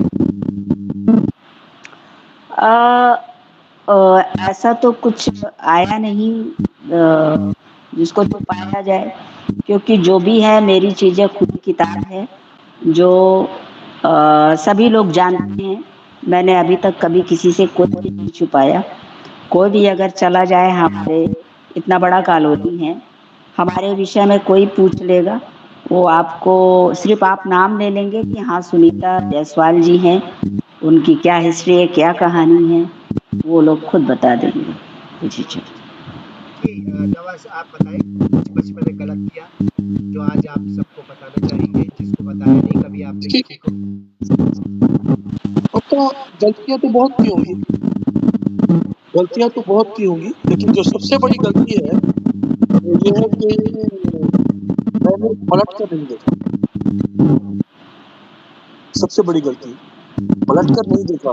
जितना मैं चाहता तो अपने बिज़नेस को, अपने काम को, अपनी जॉब के बाद भी कर सकूँ। जितना मुझे ऐसा लगता है, गिलानी मुझे इस बात की है, गिला इस बात का है कि मैं जितना मुझे सेवा करना जितना माँ-बाप को वो नहीं कर पाया, मैं बहन को नहीं देख पाया, इसके लिए मैं हमेशा रोता हूँ, अब भी रोता हूँ। मिला नाना हर दिन सुबह में बैठकर रोता हूँ कि मैं ये नहीं कर पाया, और मुझे ऐसा याद है क्योंकि मेरा दिल ऐसा नहीं था, मेरा कमाल इसमें नहीं है, मैं बहुत बुरा आदमी हो सकता था, बट मैंने कोशिश जीवन भर यही की कि मेरे साये से भी किसी को तकलीफ नहीं हो। आप मुझे मारने आएँगे, मैं आपको मार दूँगा आपसे पहले, वो अलग बात है। लेकिन मैं किसी को अपनी साये से भी नहीं चाहता कि इतना-सा तकलीफ किसी को मुझे हो जाता है चलेगा, मुझे होती है चलेगा, मैं किसी को नहीं, मेरी माँ ने सीखी है ऐसी, हम नहीं चाहते कि नहीं याद कि मैंने, लेकिन हाँ, ये ज़रूर याद है कि मैंने अपने परिवार के साथ, अपनी फैमिली के साथ ये नाइंसाफ़ी हुई मुझसे जानकर नहीं, लेकिन ऐसा भी नहीं रहा कि मैं बहुत दूर रहा, मैं करीब रहा, लेकिन अगर मैं भारत में रह के करता, तो शायद मैं कुछ और कर सकता था, और जो तरक्की मुझे यहाँ मिलनी थी, वो वहाँ मिल सकती थी, मेरा देश था। वो एक बार निकला तो आज भी मेरी हालत वही है, एक बार जब निकल जाता हूँ, तो फिर निकल गया। मैं पलट के देख नहीं पाता क्योंकि उसी में उलझा रहता हूँ, और आज भी उलझा हुआ हूँ। लेकिन एक बात ज़रूर है कि न मेरा देश, न मेरे देश के लोग, चाहे वो किसी जाति धर्म से हो, यहाँ मेरे लिए ये चाहिए। अगर ये शर्ट उतार के बोलिएगा मैं दे दूँगा, अभी दे दूँगा, ये है दे दूँगा, नहीं है अलग आदमी। प्रीति कंटिन्यू प्लीज़ नेक्स्ट क्वेश्चन। जी। क्या आपका बचपन खुशगवार था, जिसमें बहुत सारी प्यारी यादें थी? या इतना बुरा था, जिसे आप याद ही नहीं करना चाहते हैं और वो बहुत बरबस अच्छा याद था। आती रहती है और आपको गुस्सा आता है? हम गरीब ज़रूर थे लेकिन हम बहुत खुश थे, बहुत खुश। मेरी अगर बात करें, हम बहुत खुश थे, मेरी बहनें, हम, मेरे बाप, मेरी माँ, मेरी दादी, मेरी बहन, वी ऑल हम लोग बहुत खुश थे, पूरा परिवार, पूरा गाँव में जो भी लोग मिले हम बहुत खुश थे, बहुत अच्छा टाइम था। That was wonderful. Good. Sunita आप बताइए। सुनीता? मेरा भी अच्छा था और कभी किसी से कोई शिकायत नहीं, बहुत ही अच्छा रहा। बचपन होता है और बचपन का सुख अब कहाँ मिले, लेकिन वो बहुत कीमती और अनमोल चीज था जो बचपन होता है। और कभी किसी से ना तो हुई और ना किसी ने आके की। बहुत अच्छा, आप दोनों से हमें इसका जवाब मिला और अब वैसा ही अगला सवाल भी है। अगली जिंदगी में, अगले जन्म में ईश्वर अगर आपसे पूछे सुनीता कि जी। आपको क्या यही परिवार चाहिए जो इस जन्म में आपको दिया गया था, क्या यही माता पिता, यही भाई बहन, तब आप क्या करें? माता पिता तो जरूर मिले, मैंने आपको पहले भी कहा, और बहनें भी मिले, लेकिन एक शख्स का जिसका नाम किया वो इकलौता ही ऐसा है जो परिवार को तोड़ के रख दिया। मेरे पूरे जितने हम लोग 6 बहनें थे, सारी 6 बहनों को अलग कर दिया और माँ बाप को भी बहुत परेशान किया। इसलिए वो ना तो वो मैं उससे कभी कभी नहीं चाहूंगी कि मुझे परिवार तो मिले, लेकिन उस परिवार में मेरा ये भाई ना हो। ये सवाल आपकी तरफ से आता है रवस, अगले जन्म में ओके। यही फैमिली चाहिए आपको जो इस जन्म में मिली थी? मुस्कान को हम फैमिली में तो अच्छे और बुरे लोग भी होते हैं ना। बहुत बढ़िया, स्पष्ट उत्तर, बहुत अच्छा। यही एक दूसरी बात ये यही मोहब्बत, यही मोहब्बत, यही वाइफ, यही मोहतरमा, यही मम्मी डैडी, अरे यही अरे अरे चाचा और यही अरे दोस्त भी अरे मिलेंगे अरे और यही दोस्त भी मिलेंगे। बताइए। देखिए, अब पहली बताओ ये बात को एक कंसेप्ट क्लियर करो कि हमारे यहाँ लोग मरते हैं, बाद में बात करेंगे, बाद हम में लोग मरते जी जी, नहीं, और क्या नहीं मरते हैं, सोल नहीं मरते। हाँ सोल नहीं मरती, बिल्कुल सोल सोल नहीं मरती। बहुत बढ़िया, सोल बहुत नहीं अच्छा, गीता का आपने जो है उदाहरण दे दिया। ये दूसरे फॉर्मेट में फिर होगा, मरती नहीं। लेकिन ये मतलब मेरा ऑब्वियसली अगर मैं बिल्डिंग होता हूँ तो उनकी याद में। और हमारे यहाँ 2 कंसेप्ट है, अगर आप अच्छे हो, अगर आप अच्छे हो तो मरने के बाद आप अच्छे लोगों में मिलोगे। वो आपके पिता हो सकते हैं, वो आपका बेटा हो सकता है, वो आपकी बेटी हो सकती है। मरने के बाद आप अगर आप वो या आप हो तो आप एक साथ आपका स्वर्ग है और आपको ये देखो प्रसाद भी स्वर्ग में जाना है, लेट या देर। छोड़ के इसके दे दो और अपने लिए रख लेना। जो अच्छे लोग हैं वो अच्छे लोग के साथ होंगे, जो बुरे हैं जी। टिश्यू। अब अगर मेरा बेटा अगर बहुत बुरा है, उसने लोगों को मारा है, इंसान को जन्म दिया, तो हमारे साथ नहीं होगा। जबकि मैंने मारा है तो मेरे साथ होगा। मेरा रिलेशनशिप अगर मैंने किसी एक आदमी को मारा है ये तो, लेकिन कोशिश तो यही होगी, सोचते हैं कि मरने के बाद जब उठाए जाएंगे तो मेरे पिताजी हो, मेरी माँ हो, मेरी बहन हो, लेकिन बहन हमारे साथ नहीं होगी। बहन अपने बहन, माँ और बाप और मेरी मेरा नाम ये बहुत बढ़िया। जी जी, आपके जवाब में बहुत गहराई है, बहुत गहराई। क्वेश्चन कंटिन्यू कीजिए प्लीज प्रीति। हम फिर बचपन की तरफ चलते हैं। क्या बचपन में कभी आप दोनों की बात हो रही है, आप दोनों ने अपने साथी के बैग से पेंसिल चुराई या रबर चुराया या स्केल चुराया? और जी मैंने चुराया। चुराया? मैंने बताइए चुराया। अपने टिप्स के थोड़ी से, स्कूल में क्या-क्या ऐसी या शैतानी करी? या टिफिन चुरा के खाया उसके जानकारी के बगैर। नहीं, मेरा एक दोस्त था, अलमारी से लो। मेरा एक दोस्त था राजेश, आज उसकी गोरखपुर में एसएन चौराहे पे बहुत बड़ी राजेश वस्त्रालय करके है। तो वो ओके। जस्ट मेरे आगे बेंच पे बैठता था, मैं उसके पीछे बेंच पे बैठती थी। तो मैं उसकी कापी जरूर चुरा लेती थी और चुरा के और ले जाती थी के ला के फिर रख देती थी। और उसका टिफिन भी रहता था, उसमें से भी एक आध रोटी चुरा के खा लेती थी। तो जब वो थोड़ा बोल नहीं पाता था, गूंगा था थोड़ा, तो ऐसे बोलता था आ आ आ, मतलब उनको शायद को जी, जी। नवाज जी आप बताएं। मैंने एक्चुअली मैंने नहीं नहीं मैंने क्या किया, मैंने बचपन में मेरा एक दोस्त था, उसके पास मतलब हमारे तो गरीब थे शुरू से। मैं एग्जामिनेशन में बैठा था, तो मेरा वो दोस्त, उसका नाम था आसिफ या फिर मुझे याद नहीं है, उसने मुझे कहा कि मुझे एग्जामिनेशन हम दोनों बैठे थे और हम दोनों दोनों एक दूसरे से देख रहे थे। तो उसने मुझे बोला कि क्या तुम मुझे अपनी पेन दे सकते हो? मैंने अपनी पेन उसको दे दी।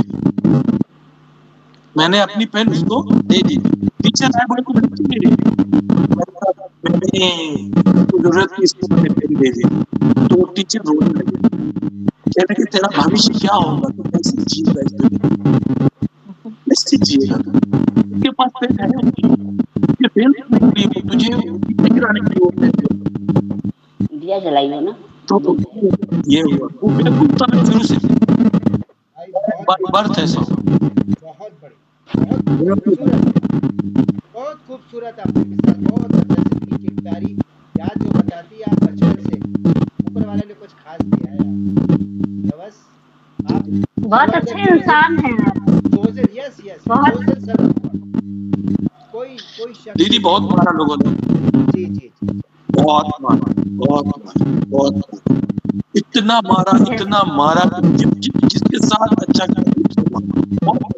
बिल्कुल आज बोला। भी मैं आज तरस जाता हूँ कि परी भाई को कब कॉल करूँ, 2 महीने 3 महीने 4 महीने हो जाते हैं, कि मतलब कैसे कॉल करूँ, मतलब इतना स्ट्रेस रहता हूँ, इतनी चीजें रहती है, I can't explain in words like that. बहुत, मैं किसके हाथ में अपना लहू तलाश करूँ, मैं किसके हाथ पे अपना लहू तलाश करूँ, तमाम शहर में फैले हुए हैं तो आप किसको बहुत बहुत ही निहायत अच्छे इंसान हैं। इसलिए मुझे लगता है ऊपर वाले ने चुनौतियाँ भी ज़िंदगी में आपके हिस्से में ज़्यादा डाली है। आपके टेस्ट, आपका इम्तिहान ज़्यादा हुआ है। आप कामयाब रहे हैं दोस्त, तकलीफ़ें आपने ज़रूर उठाई है, लेकिन ये मेरी बात मानिए, ऊपर वाले को आपसे बहुत मेरी प्यार है, बहुत प्यार है। आपने उस ज़िम्मेदारी को निभाया जो उन्होंने आपको दी और बड़ी शिद्दत से जय निभाया। हिंद। जी। मेरी बैटरी खत्म हो रही है, जय हिंद। मेरी बैटरी खत्म हो रही है। जी, जी। अगर ख़त्म हो जाएगी बैटरी तो आप बीच में से आप हट जाएँगे तो कोई समस्या नहीं, लेकिन हम कोशिश करेंगे आप बैटरी की आखिरी साँस तक हमारे साथ रहिए। अगला सवाल हाँ, मेरा बिल्कुल। है या आपका है प्रीति? आपका है। जी, जी, मेरा ये है। ठीक है। तो अगला सवाल ये है कि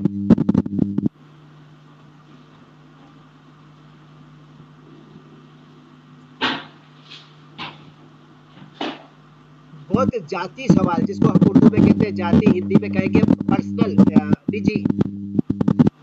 जी, स्कूल के दिनों में पहले आपकी तरफ आते सुनीता, स्कूल के जी। दिनों में आपको किसी से प्रेम हुआ?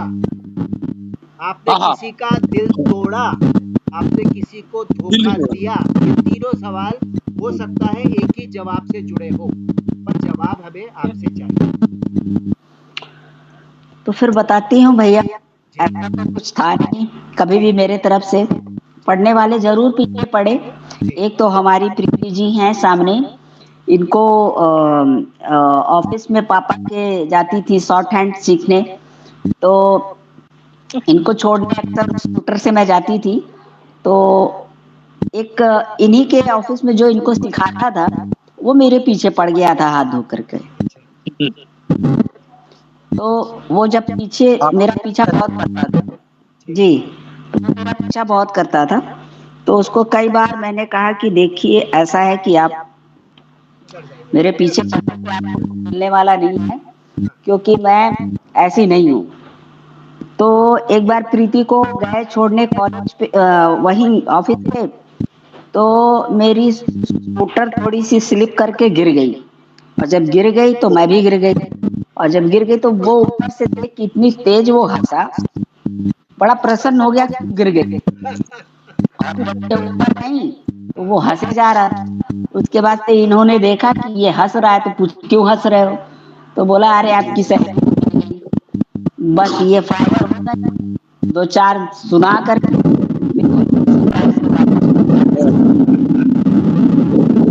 चलिए नवस की तरफ बढ़ते हैं। नवस बताइए बचपन की, क्योंकि आप बहुत बहुत इमोशनल आदमी हैं, तो मुझे यकीन है आपको किसी ने मोहब्बत ज़रूर हुई होगी। तो जिससे आपको मोहब्बत हुई, क्या आपने उसको धोखा दिया या आपने आई डोंट नो कि वो मोहब्बत थी या क्या थी, नहीं पता। जी। अच्छा, हमें लगता है उनकी आवाज़ और उनका वीडियो दोनों चला गया है। तो अभी हम अपने एक ही कंटेस्टेंट नहीं कहेंगे, गेस्ट के साथ कंटिन्यू करेंगे, जो कि है सुनीता। तो अगला सवाल प्रीति आपसे। अच्छा, जी। मेरा है अगला सवाल। स्कूल जाने के लिए कभी आपने पेट दर्द का बहाना बनाया, या होमवर्क ना कर पाने के लिए आपने टीचर से बहाने बनाए? नहीं, मैं जब से स्कूल जाने का होता था, तो जैसे होमवर्क नहीं पूरा हुआ रहता था तो के जाएंगे तो टीचर तो पटक के देगी, तो मैं अपने होते थे उसको मैं बाल्टी में भिगा देती थी, और भिगा करके फिर उसको अर्गन में डाल देती थी। जब घर वाले कहते थे स्कूल जाओ, कहते थे कैसे जाऊं, ड्रेस तो भीगा पड़ा हुआ है, धुल के डाला, तो उस वजह से बच जाते थे और नहीं जाते थे फिर। ठीक है, फिर अब हम अगला सवाल करते हैं। स्कूली दिनों की याद करते हैं, कभी नकल किया आपने स्कूल के दिनों में? नहीं, नफरत कभी नहीं करी, नकल लेकिन हमारे एग्जाम में, अच्छा, परीक्षा में नकल की? नहीं नहीं, नकल की कभी जरूरत नहीं पड़ी भैया, क्योंकि मेरा माइंड काफी अच्छा था पढ़ाई में। लेकिन अगर आज हमारी पढ़ाई कहीं ब्रेक हुई भी है, तो उस रीजन में भी बार बार एक ही शख्स का नाम लेने को आता है, पर क्या फायदा उसको लेने से, वही हम सब समझ गए। जी, बस यही हाँ, चीजें प्रीति हैं। प्लीज ए बेटा,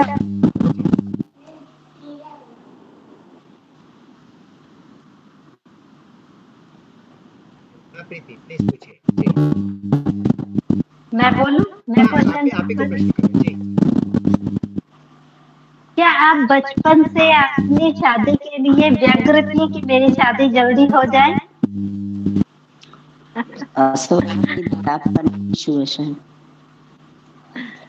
सुनीता ये सवाल हेलो। आपसे किया, सुनीता ये सवाल आपसे किया इन्होंने, दीदी ने, कि क्या बचपन से आपको व्याकुलता थी कि जल्दी से मेरी शादी हो जाए? कई बच्चों ने, कई हमारे मित्रों ने बताया कि वो बचपन से बड़े बेकरार थे कि जल्दी शादी हो जाए, कहीं हम दुनिया से चले ना जाए। तो आप बताइए आपके क्या विचार हैं? नहीं, ऐसा आप बिल्कुल मुझे एकदम अपोजिट सुनेंगे, क्योंकि मेरा कभी ऐसा शादी में इंटरेस्ट था ही नहीं बचपन से ही। कभी उस तक मेरा वो गया ही नहीं कि कभी मैं सोच, बस मेरे दिमाग में यही होता था कि मैं अपने माँ बाप के पास रहूं और अपने माँ बाप का देखभाल करूं, और यही मेरे माँ बाप ही मेरी एक दुनिया है।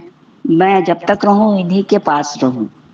कभी शादी के लिए कभी मेरे मन में कभी ऐसा वो चीज नहीं आया। मान लो शादी के लिए आपके मन में विचार आता, मान लो व्याकुलता होती, या मान लो आप जी जी शादी किसी परिस्थितिवश करती, तो आप प्रेम जी, विवाह जी। करती, प्रेम विवाह करती या अरेंज मैरिज परिवार की सहमति के साथ? क्या आपको पसंद नहीं करती तो मैं अरेंज मैरिज ही करती। नो, है?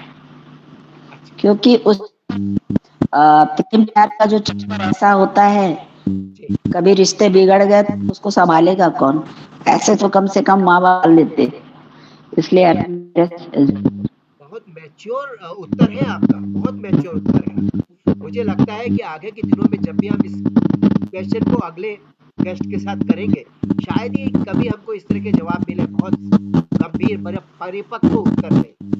चलिए, अगला प्रश्न वैसे प्रीति को करना है। प्रीति प्लीज। आपको करना है। मुझे करना है, ठीक है, बहुत अच्छी बात है। अगर आपकी शादी होती, देखिए अगर आ गया है क्योंकि आपने तो की नहीं है शादी, अगर होती तो क्या कैसा पति आपको चाहिए होता? वर्किंग वर्किंग पति, काम करने वाला पति, या घर में काम करने वाला पति, आप काम करती या दोनों काम करते, या किस तरह का पति आपको पसंद होता अगर आप शादी करती तो? मुझे तो वर्किंग वर्किंग चाहिए था। अगर होता तो वर्किंग होता, और साथ में अगर उनकी मर्जी होती तो मैं भी वर्किंग करती। हम दोनों करते और हम दोनों अपनी गृहस्थी को बहुत अच्छे से आगे ले जाते करते। अगर अभी आपको कोई ऐसा अवसर मिले, कोई अच्छा इंसान मिले जिंदगी के इस मोड़ पर, जब हम जिंदगी की जवानी की स्थिति से अपने आगे मैच्योर एज की तरफ बढ़ रहे हैं, ऐसे में अगर आपको कोई साथी मिले, आपका हाथ थामे ईमानदारी से, जी जी तो जी। क्या आप विचार करेंगी? अब अब तक तो ऐसा कभी भी दिमाग में नहीं आया कि मैं ऐसा करूं, क्योंकि अभी लगता है कि मैंने अपने उम्र के 50 साल के पड़ाव अब तक मैंने खींच लिए। तो अब इतने साल तक इतने परिश्रम, इतना संघर्ष करते चली आई, मुझे अब इसकी आदत हो गई है और मुझे अब इसके आगे मुझे नहीं लगता कि मुझे जरूरत है। बहुत अच्छा, प्रीति कंटिन्यू प्लीज क्वेश्चन। आपकी ज़िंदगी में कभी, चाहे बचपन हो, चाहे किशोरावस्था हो, चाहे जवानी हो, या अब तक की लाइफ में कभी कोई किसी से अट्रैक्शन हुआ? कभी लगा कि हाँ, इस शख्स से हमको प्यार हो जाएगा? कभी ऐसा लगा आपको? ऐसा तो कभी नहीं हुआ, पता नहीं, मैं खुद भी नहीं जानती कि ईश्वर ने, मैं खुद सोचती हूँ कि ईश्वर ने मुझे किस मिट्टी का बनाया है, क्योंकि मुझे कभी ऐसा फील ही नहीं हुआ। ओके। मतलब ये जो मेरा प्रश्न है शायद प्रीति के प्रश्न से जुड़ा हुआ है कि आपके जीवन में कभी प्रेम नहीं हुआ? नहीं, कभी नहीं। ठीक है, प्रीति प्लीज पूछिए, मैंने अपना सवाल पूछ लिया। जी। क्या आपने कभी कोई नशा किया? मद्यपान, कोई सुर्ती, धूम्रपान। तंबाकू, कुछ भी आपने अपने जीवन में कभी आपको इस टाइप की कोई आदत लगी? नहीं, ऐसा शराब, कभी, गुटखा? हाँ। ऐसा कभी किसी चीज का मुझे कोई लत नहीं थी, ना कोई आदत थी, कभी कोई चीज नहीं। ओके। मांसाहार के बारे में आपका विचार क्या? मांसाहार करती हैं आप? जी बिल्कुल, पहले 2000 खाते थे, लेकिन 2020 के बाद अपने आप ही ये चीज छूटा। जब मेरे आगे बन के आया तो मुझे उसमें बहुत गंदी सी स्मेल आने लगी। फिर उसके बाद से वो मेरे से बिल्कुल छूट गया। मैं कभी उसकी तरफ पलट के नहीं देखी। आप इसको कैसे मानते हैं? क्या ईश्वर का चमत्कार है, या आपके भीतर आपकी आत्मा जागी, या एक नेचुरल वे में हुआ है? इसको कैसे कहेंगे आप? अब मैं तो कहूंगी कि इसमें ईश्वर की मर्जी होगी, क्योंकि मुझे उनको अपनी तरफ खींचना था, वाह, इसलिए शायद उन्होंने ऐसा किया। बहुत अच्छा, आपके जवाब मैच्योर है। जब प्लीज क्वेश्चन प्रीति कंटिन्यू। आप अपनी नौकरी के बारे में बताएं। क्या आप अपनी नौकरी से खुश हैं? जी हाँ, आज मैं एक कॉलेज है, कॉलेज, वहाँ पे मैं वार्डन हूँ और मुझे यहाँ सारे बच्चे मिले हैं उन बच्चों को बीच में अपनी बीती चीज़ें भूल जाती हूँ और इन बच्चों के साथ कभी खुश रहती हूँ, कभी बच्चों की शिकायतें व शिकायतें सुनते कैसे समय बीत जाता है पता नहीं चलता, इसलिए मैं इस जॉब से मैं बहुत संतुष्ट हूँ। सत्य की चुनौती में एक और प्रश्न है जो कि सत्य की पहचान आपके भीतर करना चाहेगा। जी। बचपन से लेके आज तक में कोई ऐसी बुरी आदत है आपके भीतर?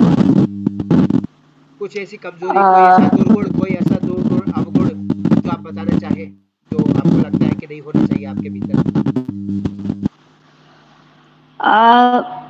मैं क्या बताऊँ, ऐसे सिचुएशन में तो कभी ऐसी चीज़ें तो नहीं हुई, लेकिन हाँ, मुझे मेरे हालातों ने मुझे इतना चिड़चिड़ा कर दिया कि कभी-कभी मैं बहुत गुस्सा कर जाती हूँ। गुस्सा पहले नहीं आता था मुझे, लेकिन गुस्सा कर जाती हूँ कभी-कभी। क्योंकि ये पहले चीज़ें इतनी चीज़ों को झेलते आदमी थोड़ा चिड़चिड़ा हो जाता है, इसलिए उस बीच में कभी-कभी मैं थोड़ा क्रोध कर लेती हूँ, कुछ नहीं। अगला क्वेश्चन है कि क्या आप मानती हैं कि खून के रिश्तों से भी बड़ा कोई रिश्ता है जिस पे आप भरोसा करती हैं, जिस पे आप विश्वास करती हैं? हाँ, हमारी मैं किसको बोलूँ, मेरे सामने तो आप ही बैठे हैं और हमारी दीदी हैं जो गोरखपुर में हैं, उनका नाम है कीर्ति श्रीवास्तव। वो मतलब खून के रिश्तों से बड़ा मानती हैं आप इन रिश्तों को? आपकी आवाज कट-कट के आ रही है प्रीति जी। कह रहे हैं खून के रिश्तों से बड़ा मानती हैं आप इन रिश्तों को? मैं खून के रिश्ते से सबसे बड़ा रिश्ता है ये मेरे लिए, जो आज हमको कीर्ति श्रीवास्तव दीदी से मिलता है, मुझे प्रीति जी से मिलता है, ब्रजेश भैया से मिलता है, मतलब ये पूरी फैमिली से मुझे बहुत प्यार मिलता है। और कहा जाए तो जी, किस रोल में आप अपने आप को सबसे अच्छा मानती हैं? रोल यानी कि किरदार, चरित्र कौन से रूप में आप सबसे अच्छी हैं? बेटी के रूप में, बहन के रूप में, या जो बहुत सारे बच्चे हैं जिनकी आप वार्डन हैं, तो उन बच्चों की मम्मी के रूप में, या एक अच्छी दोस्त माँ के की रूप में? आप किस रूप में सबसे अच्छी हैं? मैं तो सबसे अच्छे रोल में मुझे लगता है कि मुझे माँ के रोल में होना चाहिए, जी, जी। क्योंकि मैं बच्चों से हाँ, वही तो। बिल्कुल वो दिख रहा है जैसे आपका आप अपनी नौकरी से संतुष्ट हैं। बिल्कुल, और जी। बहुत अच्छी बात। तो प्रीति प्लीज़। सुनीता जी, क्या आपको किसी चीज़ से डर लगता है? जैसे आप भयभीत रहती हो कि कहीं ऐसा ना हो जाए, कहीं वैसा ना हो जाए। किसी चीज़ से डर लगता है आपको? नहीं, मुझे डर तो ऐसा किसी चीज़ से नहीं लगता है, बस डर लगता है कभी तो अपने हाथों से करती हूँ और किसी चीज़ों से करती हूँ, क्योंकि कभी-कभी ऐसी सिचुएशन घट जाती है, तो डर लगता है कभी ये चीज़ जो मेरे पास है वो मेरे से जो अभी मेरे पास बचा है वो ना छिन जाए, बस इस चीज़ से डरती हूँ, बाकी किसी चीज़ों से नहीं डरती हूँ। ये बिल्कुल सही है आपका डर, लेकिन एक और डर है जो हो सकता है मुझे आपके केस में। क्या कभी आपको अपने गुस्से से डर लगता है कि आप ज़्यादा गुस्सा कर लेंगे और अचानक कुछ ब्लास्ट कर देंगे, कुछ बड़ा कर देंगे, कुछ गलत हो जाएगा, ऐसा कुछ? ऐसा तो होना बहुत बार होता है, लेकिन बहुत कंट्रोल कर लिया, सो इसलिए अब नहीं होता है, पहले होता था, अब नहीं होता है। जब से मैं इन बच्चों के बीच में आई, तब से मैंने अपने आप को बहुत कंट्रोल कर लिया। जी, बहुत अच्छा। जी। प्रीति। मैंने ये क्वेश्चन पूछा है, अब आपकी बारी है। अच्छा, पड़ोस में एक पड़ोसी के रूप में आप कैसी हैं? पड़ोसी आपको पसंद करते हैं, आप अच्छा पड़ोसी मानते हैं, या आप अपने पड़ोसियों को पसंद करती हैं? हमारे सारे पड़ोसी समथिंग बहुत अच्छे हैं और मेरे पड़ोसी मुझे पहले भी काफ़ी सम्मान और प्यार देते थे और आज भी बहुत प्यार और सम्मान देते हैं। बहुत अच्छा। ओके। प्रीति। सुनीता जी, आपने बताया अभी कि आप स्कूटर चलाती थी, तो क्या जी जी। आपने कभी कोई कानून तोड़ा? कभी रेड लाइट जंप की या बिना टिकट ट्रैवल किया बस या ट्रेन में? बताएं मुझे। अ, अ, ट्रेन में तो जरूर किया है, बस में तो नहीं किया है, क्योंकि ट्रेन में एक्चुअली होता ही है कि जब टिकट ऐसे समय में ट्रेन पे पहुंची और वो ट्रेन चलने के मूड में रही है और अभी टिकट लूँ तो ताकि ट्रेन छूट जाएगी, इसलिए ट्रेन में बैठ गए। हमने कहा जो टीटी आएगा जो होगा देखा जाएगा, तो इत्तेफाक से कोई टीटी नहीं आया, कोई कुछ नहीं आया। जहाँ जाना था वहां मैं पकड़ी नहीं गई। जी। नहीं, नहीं, आपकी ईमानदारी सराहनीय है। बिल्कुल सराहनीय, जी आपकी सत्यनिष्ठा को ईमानदारी कहते हैं, क्योंकि आपने सोचा कि जी अगर वो आएगा तो दे देंगे पैसे, ट्रेन नहीं छूटनी चाहिए। तो यहाँ आप विवश थे, जी जी। इसमें आपकी बेईमानी नहीं थी। चलिए आगे बढ़ते हैं। अगला सवाल जो है, कभी रिश्वत दी है या रिश्वत ली है आपने? नहीं, रिश्वत तो कभी नहीं ली है, लेकिन हाँ, जब मैं इससे पहले हॉस्पिटल में जॉब करती थी, तो बहुत से पेशेंट से बाकी नर्सें तो उनसे मुंह खोल के मांगती थी, लेकिन मैं कभी मुंह खोल के नहीं मांगती थी। तो जो पेशेंट के जो पेरेंट्स होते थे, वो मेरे पास चल के आते थे और कहते थे सिस्टर ये आप रख लीजिए, जो भी दे 100-50 जो भी देते थे।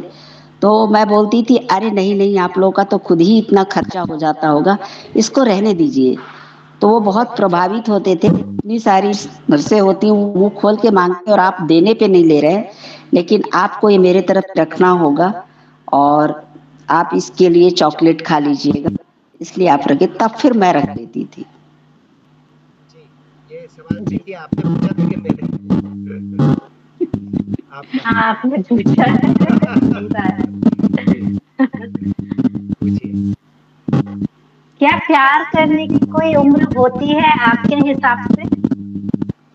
प्यार करने की कोई उम्र नहीं होती है, प्यार तो कभी भी किसी से भी हो जाता है, वो चाहे लड़की हो, चाहे लड़का हो, चाहे माँ हो, चाहे भाई हो, चाहे प्यार किसी से भी किसी भी उम्र में हो जाता है। प्यार की कोई भी उम्र नहीं होती है। शादी करने तो की क्या क्या कोई उम्र आपको होती है? अभी भी कोई मिले तो आपको आप प्यार कर लेंगी? कोई ऐसा मिले जिससे आपको लगे कि हाँ, वेरी तो गुड। क्या आप करेंगी? Good question, good question. आपका सवाल बहुत प्यारा है, लेकिन मेरे समझ से तो अब तक नहीं हुआ, तो फिर मैं अब तक बाल ब्रह्मचारी अपने आप को ईश्वर को समर्पित किया है, सो मैं आगे भी अपने आप को ईश्वर को ही समर्पित करूंगी, नहीं शादी। अब इसी सवाल से जुड़ा हुआ दूसरा सवाल, प्यार के बाद आती है शादी। क्या शादी करने की कोई उम्र होती है? नहीं सर, शादी करने की कोई उम्र नहीं होती है। लोग तो 50-60 साल में लोग कर लेते हैं अपनी। भाई आजकल दुनिया इतनी व्यस्त है, आजकल के बाल बच्चे इतने व्यस्त रहते हैं, अपनी दुनिया में खोए रहते हैं, तो हर एक उम्र में एक इंसान सोचता है कि मुझसे कोई बात करने वाला हो, तो वो एक जीवन साथी सोचता है कि चलो ऐसे नहीं तो ऐसे ही सही। तो इसलिए ऐसे कुछ लोग होते हैं, कुछ लोग नहीं बहुत लोग होते हैं जो अपना साथ ढूंढने के लिए कोई भी उम्र नहीं देखते और वो शादी कर लेते हैं। और ये हम बहुत अच्छा भी समझते हैं कि कम से कम बुढ़ापे में एक मित्र हो जिसके साथ जीवन अच्छे से बीता बिताएं और खुशी से रहें। बहुत अच्छी बात कही प्रीति आपने। I appreciate this. Please continue, it's your question please. क्या आपने कभी किसी से उधार लिया है और उधार देकर लेकर वापस नहीं दिया है? उधार तो लिया है, लेकिन उसके बदले में दे भी दिया है और बक भी सुन लिया है। मतलब लेकर वापस दिया है टाइम पे। क्या है कि 4 झाड़ भी सुन लिए है और वो कहीं बाहर नहीं, हमारे घर के अंदर ही है। जी, पैसे का सवाल था या उधार वाला? पैसे का दूसरा सवाल है जी कंजूसी वाला। क्या आप कंजूस हैं जी जी। अपनी निजी जिंदगी में? कंजूस है, और कंजूस है तो अपने लिए कंजूस है या दूसरों के लिए? क्या अपने परिवार के लिए या दुनिया के लिए? आ, कंजूस तो अगर हम शायद होते तो आज पता नहीं कहाँ से कहाँ होते, इसलिए कंजूसी कभी नहीं करी मैंने। मैंने सबका ध्यान रखते हुए कभी यही नहीं देखा कि मेरे पास कितना आ रहा है कितना जा रहा है, कंजूसी कभी नहीं किया। लेकिन हाँ, अब थोड़ा सा मैं करती हूँ, क्योंकि अब अपने बारे में सोचती हूँ कि मुझे कुछ रखना चाहिए ताकि इससे मेरा आगे मेरा भविष्य चले। प्रीति? मेरा अगला क्वेश्चन है कि क्या आप बद्दुआएं मानती हैं? और गुस्सा आने पे या भाई को, जैसे आप भाई के प्रति इतनी ज्यादा नाराजगी फील करती हैं, तो उनको कभी बद्दुआ देती हैं? नहीं, बद्दुआ बद्दुआओं नहीं को देती। मानती हैं? बद्दुआ को मानती जरूर हूँ, लेकिन मैं बद्दुआ नहीं देती, क्योंकि बद्दुआ देने से अपनी ही जुबान खराब होती है। सो अब तक अपनी जुबान नहीं खराब करी, तो इसके आगे अपनी जुबान खराब करने की क्या क्या जरूरत है। और बाकी इंसाफ करने वाला तो ईश्वर बैठा है, वो देख रहा है, वो करेगा। मैं अपने मुंह को, अपनी जुबान को मैं क्यों खराब करूं, इसलिए मैं कभी बदुआ नहीं देती। आखिरी सवाल आज का, दिन भर में कितनी बार झूठ बोलती है? याद नहीं रहता, लेकिन जरूर कुछ तो कुछ बोल ही जाती हूँ। 1, 2 या 10, 20, या मजबूरी में कभी-कभी? नहीं, ऐसा नहीं है, मुझे खुद भी याद नहीं रहता है। वैसे बहुत कम ही बोलना होता है, क्योंकि कुछ ऐसा रहता नहीं है कि मैं झूठ बोलूं किसी के आगे, तो बहुत रेयर ही होता है। ये आदमी को जरूरत पड़े तभी झूठ बोलना चाहिए या बिना मतलब के भी झूठ बोला जा सकता है? नहीं, बहुत लोगों को तो वो मतलब की आदत होती है झूठ आदत बोलने की, जी। लेकिन जहाँ बिल्कुल लगे बिना झूठ बोले काम नहीं चलेगा, वहाँ झूठ बोलना चाहिए।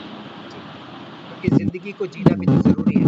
बिल्कुल मैच्योर और प्रैक्टिकल आंसर है आपका। तो प्रीति, थैंक यू। अब समाहार कीजिए आज के इस सेशन का। सुनीता जी, बहुत बहुत धन्यवाद आपको, और सैल्यूट है आपको कि आपने इतनी बहादुरी से अपनी जिंदगी को जिया और अभी भी जी रही हैं।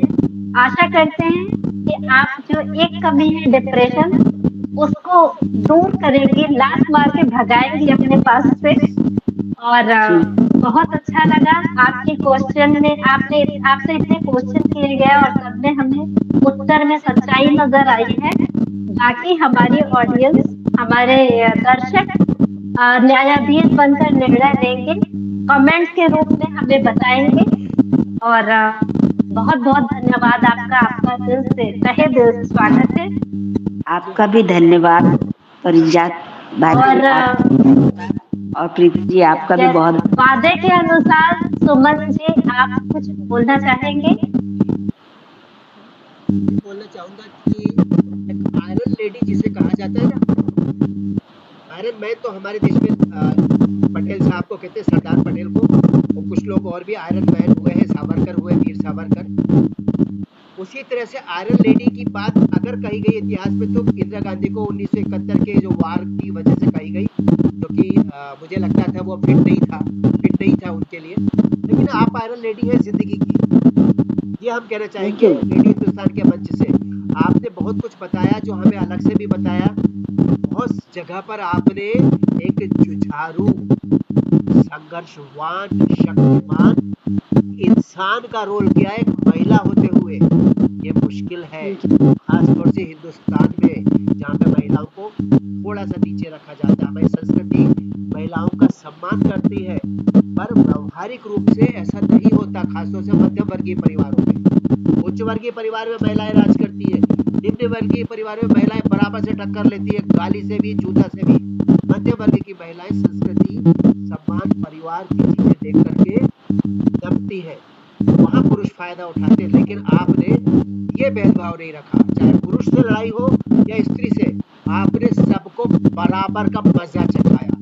ये आपसे बहुत सारे लोग सीखेंगे, और हम चाहेंगे आगे कभी और सेशन में आए, आप जिंदगी की और बहुत सारी ऐसी बातें हमें बताएं, जिनको सुनकर हमारे बहुत सारे ऐसे मित्र, ऐसी हमारी महिलाएं, भारत की हमारी ऐसी बहनें, जो जिन्हें कई बार जिंदगी को थोड़ा सा ज्यादा इम्तिहान ले रही हो, उनको आपको आपसे हिम्मत मिलेगी लड़ने की, लड़के जीतने की। वो आपका शब्द मुझे बहुत अच्छा लगा कि पटक के मारूंगी। इससे उनको समझ जी। में आ गया कि ये सामने जो खड़ी है ना, ये ऐसी वैसी कमजोर अबला नहीं है, ये पटक के मार सकती है। ये बहुत बड़ी बात थी। मुझे रोमांच हो गया था जब आपने उस दिन मुझे बताया था। मैंने कहा वाह। और वही आज पूरी ईमानदारी से मैं कह रहा हूँ कि आप सराहना की बात है, आपका जीवन, आपका संदेश है। हम अपने मित्रों से कहेंगे जो भी लोग सुन और रहे हैं। हमारे दूसरे गेस्ट नवाज जी भी इसी तरीके के बहादुर इंसान थे, हैं, बिल्कुल जो पूरे एपिसोड में नहीं रह पाए नेटवर्क की वजह से।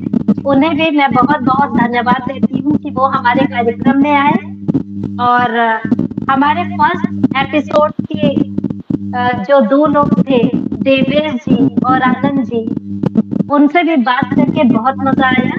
उन्हें भी मैं बहुत-बहुत धन्यवाद देती हूँ और अगला एपिसोड अगले जितने भी एपिसोड जुड़ेंगे, उसमें आप सबको, हमारे सारे दर्शकों को और ज़्यादा मज़ा आने वाला है और ज़्यादा मनोरंजक सवाल होने वाले हैं। तो प्लीज़ जुड़े रहें और देखते रहें सत्य की चुनौती। जी बिल्कुल, जाते-आते मैं अपना एक अंतिम कर्तव्य और कर लूँ।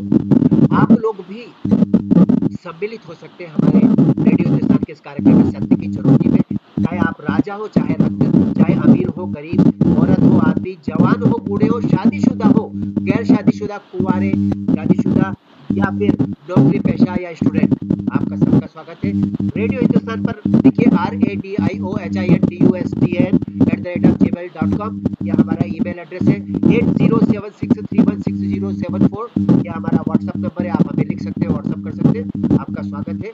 हम आपकी सच्चाई के साथ आपको दुनिया के सामने पेश करना चाहेंगे और अपने सारे पुराने अतिथियों को सम्मान देना चाहेंगे। जैसे आज हमने सम्मान दिया और फिर से देंगे प्रतिष्ठा और आदर और सम्मान के योग्य हमारे दोनों अतिथि जो आज हमारे साथ थे, गीता और नवाज खान। इसके पहले हमारे साथ देवेश जी और आनंद जी। आगे भी जो जो हमारे अतिथि आएंगे, हर एपिसोड में हम पुराने अतिथियों को याद करेंगे और कहेंगे कि आप वास्तव में सत्य के प्रतिनिधि हैं, सत्य की प्रतिमूर्ति आप बन सकते हैं। प्रयास करें, क्योंकि सत्य ही ईश्वर है। और जाते-जाते मैं अपने दोस्त को नहीं भूलूंगा, नवाज खान को, बहुत खूबसूरत, बड़े दिल का इंसान, बड़ा अच्छा, बड़ा सच्चा, बड़ा इमोशनल और भारत माता का मेरा दोस्त नवाज खान, उसको भी बहुत धन्यवाद। उसने इतने कीमती वक्त में रुक करके गाड़ी चलाते हुए, सिविल इंजीनियर है वहां पर दुबई में, रास्ते पर रुक करके जद्दा की तरफ जा रहे थे हमारे प्रोग्राम में शिरकत करने के लिए। एक होटल लिया, स्वीट बुक किया, रुके और फिर हमसे कहा कि हम आ गए आपके प्रोग्राम में। ऐसे दोस्त को सलाम और ऊपर वाला उनको लंबी उम्र बख्शे। और सुनीता, आपको भी बहुत धन्यवाद। आपको 100 साल की आयु हो आपकी और आप बहुत अच्छा काम करें। खूब लोगों को प्यार नमस्कार। दें, आशीर्वाद दें। जय हिंद, जय भारत। वंदे थैंक यू मातरम। सर। जय तु भारतम, जी। जय तु भारत राष्ट्रम। नमस्कार।